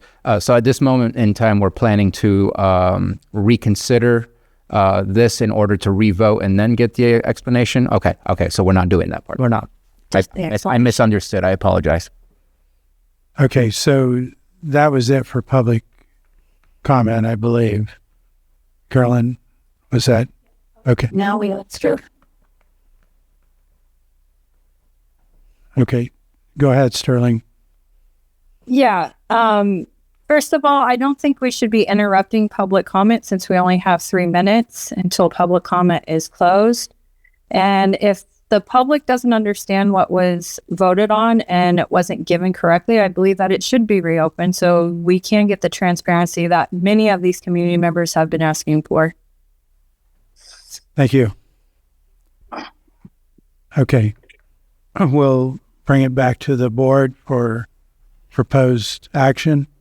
Go ahead.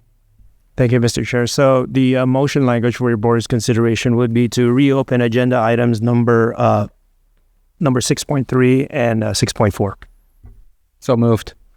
Second. I have a motion and a second. All in favor? Aye. And that carries 4-0. Oh, yeah. Or I guess. Yeah. Yeah. I was missing EJ. And so since the both of these items have been reopened, Supervisor Owen may state the reasons for the abstention vote, and that can apply to separately for 6.3. No, we're doing both at the same time because it was the same reason for both. Yes, if you don't mind. So the reason I abstained from this vote was because of the, as you know, in the conversation, though I feel that this is probably really healthy and good, I still feel that this maybe just is non-binding and it's kind of feel-good bureaucracy. And I don't know that it's necessary. What I have seen in the tribal contributions into the Blue Ribbon committees and some of the stuff they're doing, I see us working together really well. And I was not satisfied with the idea that there may be something adversely come out of it. And the fact that Yellow County was not included in it. So there was just some uneasiness there in those aspects. So therefore, at face value, I think it's going to be great. However, I just couldn't see the other side of the coin clearly to see if there was anything to worry about.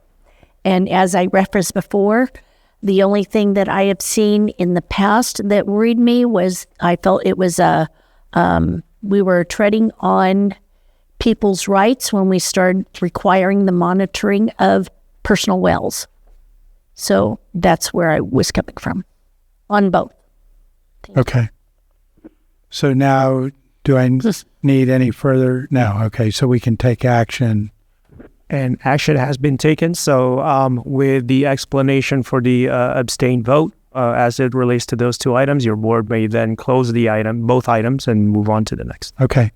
Sounds good. We're going to close those two items. And now we're going to move on to, that was just to confirm all of our timed items, I believe. I think there was one. That was What's that? 7.2 is your next item. 7.2, consideration of the addition of a special meeting to the board's annual 2026 meeting calendar, and our CAO will present this. Thank you, Chair. I have been asked by your Chair and Vice Chair to set up a special meeting this fall to further discuss our protocols, the department head evaluations, and any and all other items that you wish to discuss. Any and all? Any and all. Within a day, since I will be facilitating. Go ahead, Vice Chair. I'm not available on October 1st, but the 14th or 15th would be fine with me. Go ahead, Supervisor. The 14th, I believe, if I remember off the top of my head, was an LTA APC meeting that day. I believe that was the Wednesday meeting. So both Thursdays were available for me, and since one of them just got chopped off, I would say the 15th works at this moment in time. And can I ask a question of clarification? Yeah. Are we getting a final product to review, or are we kind of building the final product in this meeting? This is a workshop to build the final product. Okay. We've got it as far as we could, but we've had additional items that people wish to include, so I need the whole board participating. Okay. There'll be information for what we have right now and how it could be incorporated, but the board may have other things or want to modify some of them, which hopefully we could all work out that day. Okay. It looks, so what do we say? We're doing the 15th. I can do the 15th. I can do it. Thank you, board. Okay. No later than 12. Yeah. I'll make every effort. All right. Just consensus on that, I believe, is sufficient. Well, we have to approve the calendar. Well, I think actually I need to open it to the public too, but so I'll do that now. Is there anyone in the room? Anyone online? Okay, close public comment, bring it back to the board for... Mr. Chair, I move that we approve the addition of a special meeting on October 15th, 2026 to the board's annual 2026 meeting calendar. I second that. I have a motion and a second. All in favor? Aye. Aye. Opposed? That carries 4-0. Now moving on to 7.3. This is consideration of the following advisory board appointments. First one is Animal Care and Control Advisory Board. Second is Behavioral Health Advisory Board. Third is Middletown Cemetery District. And fourth is Resource Conservation District. Supervisor or Vice Chair Pyska, do you want to comment on the animal control since that's your district? Very happy that Ms. Hill has decided to come back to the committee after finishing her tenure on the grand jury. Okay, and I'm involved in behavioral health.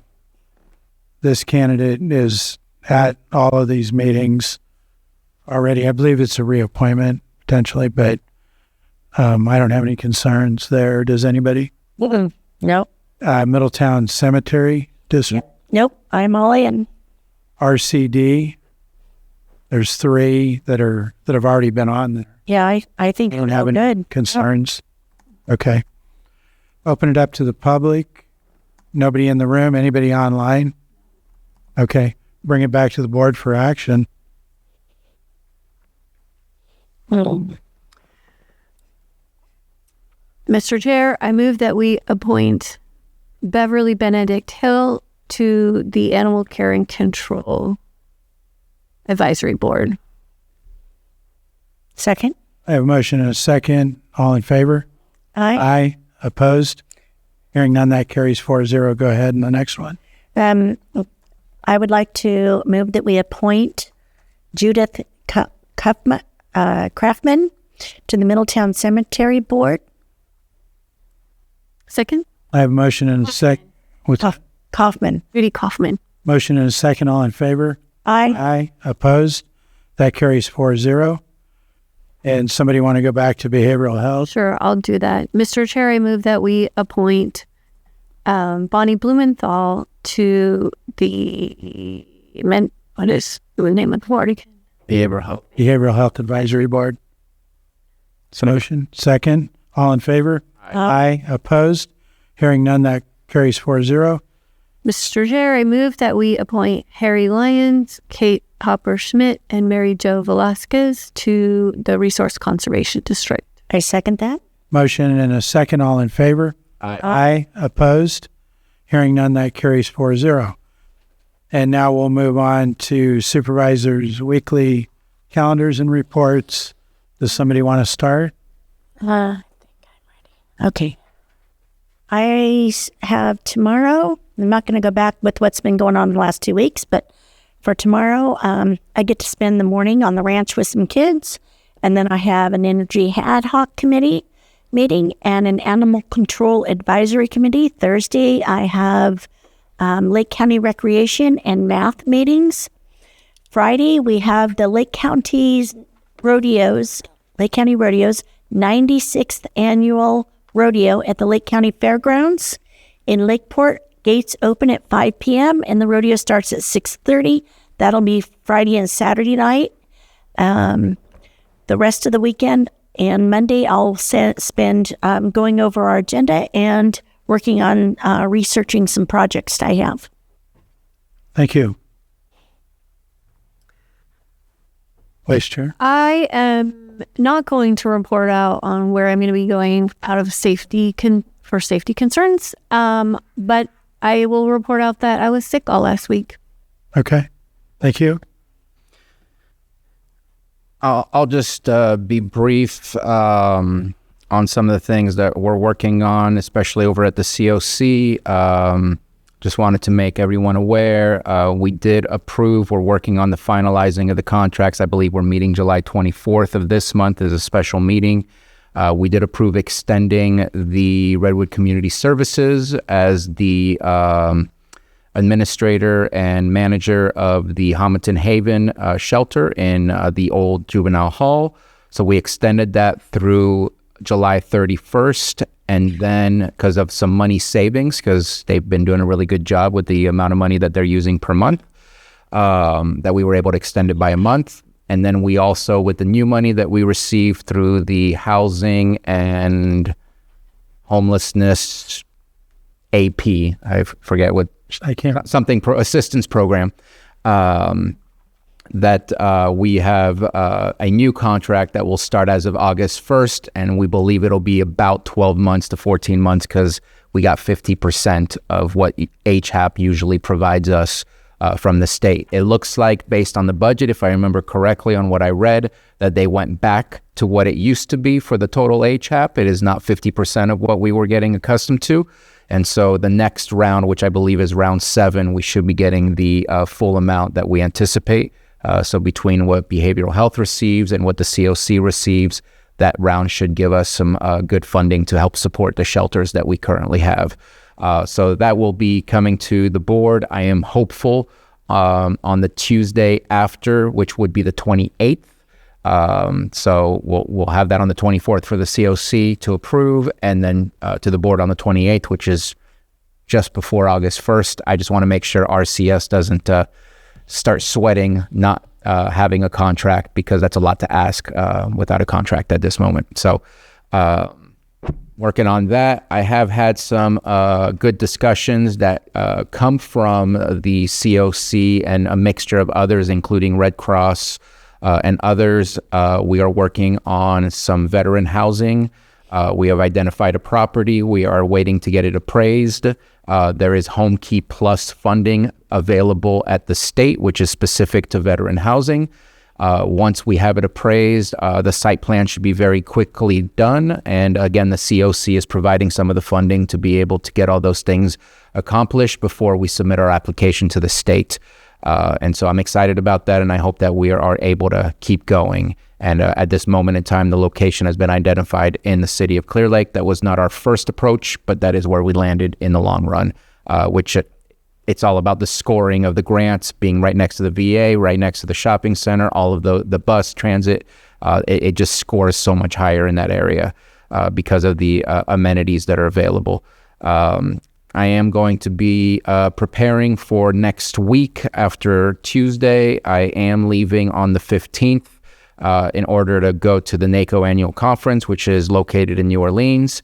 I am going early to go to the Opioid Settlement Fund meetings that will occur on the 16th. And then we'll continue my annual conference and come back probably at 2 o'clock in the morning on Tuesday morning, so I can be here on the 21st. But I'll be preparing for that all week, as well as going to a variety of other meetings. Thank you. I'll just try to be brief too. Committee meetings this week, several of those, animal control, mental health, municipal council, etc. And I'll leave it at that for now. And that concludes our reports. And we're going to move into closed session, I believe. We've covered everything else. So I'm going to read off these items. It's item 8.2, a 2:30 closed session.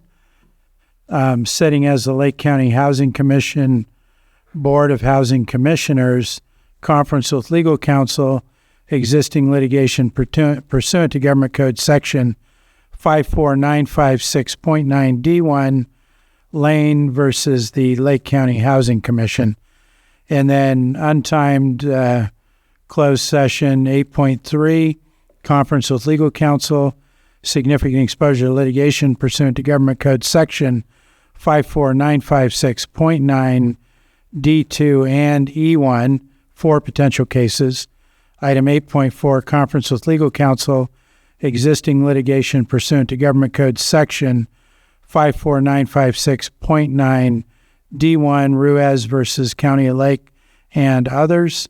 And then 8.5, conference with legal counsel, existing litigation pursuant to Government Code Section 54956.9 D1 FERC proceeding number P77 Potter Valley Hydroelectric Project.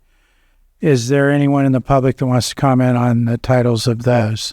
Not seeing any online or in the room, then we're going to close our open session and be in recess while we have a partial shutdown. Thank you, Sam.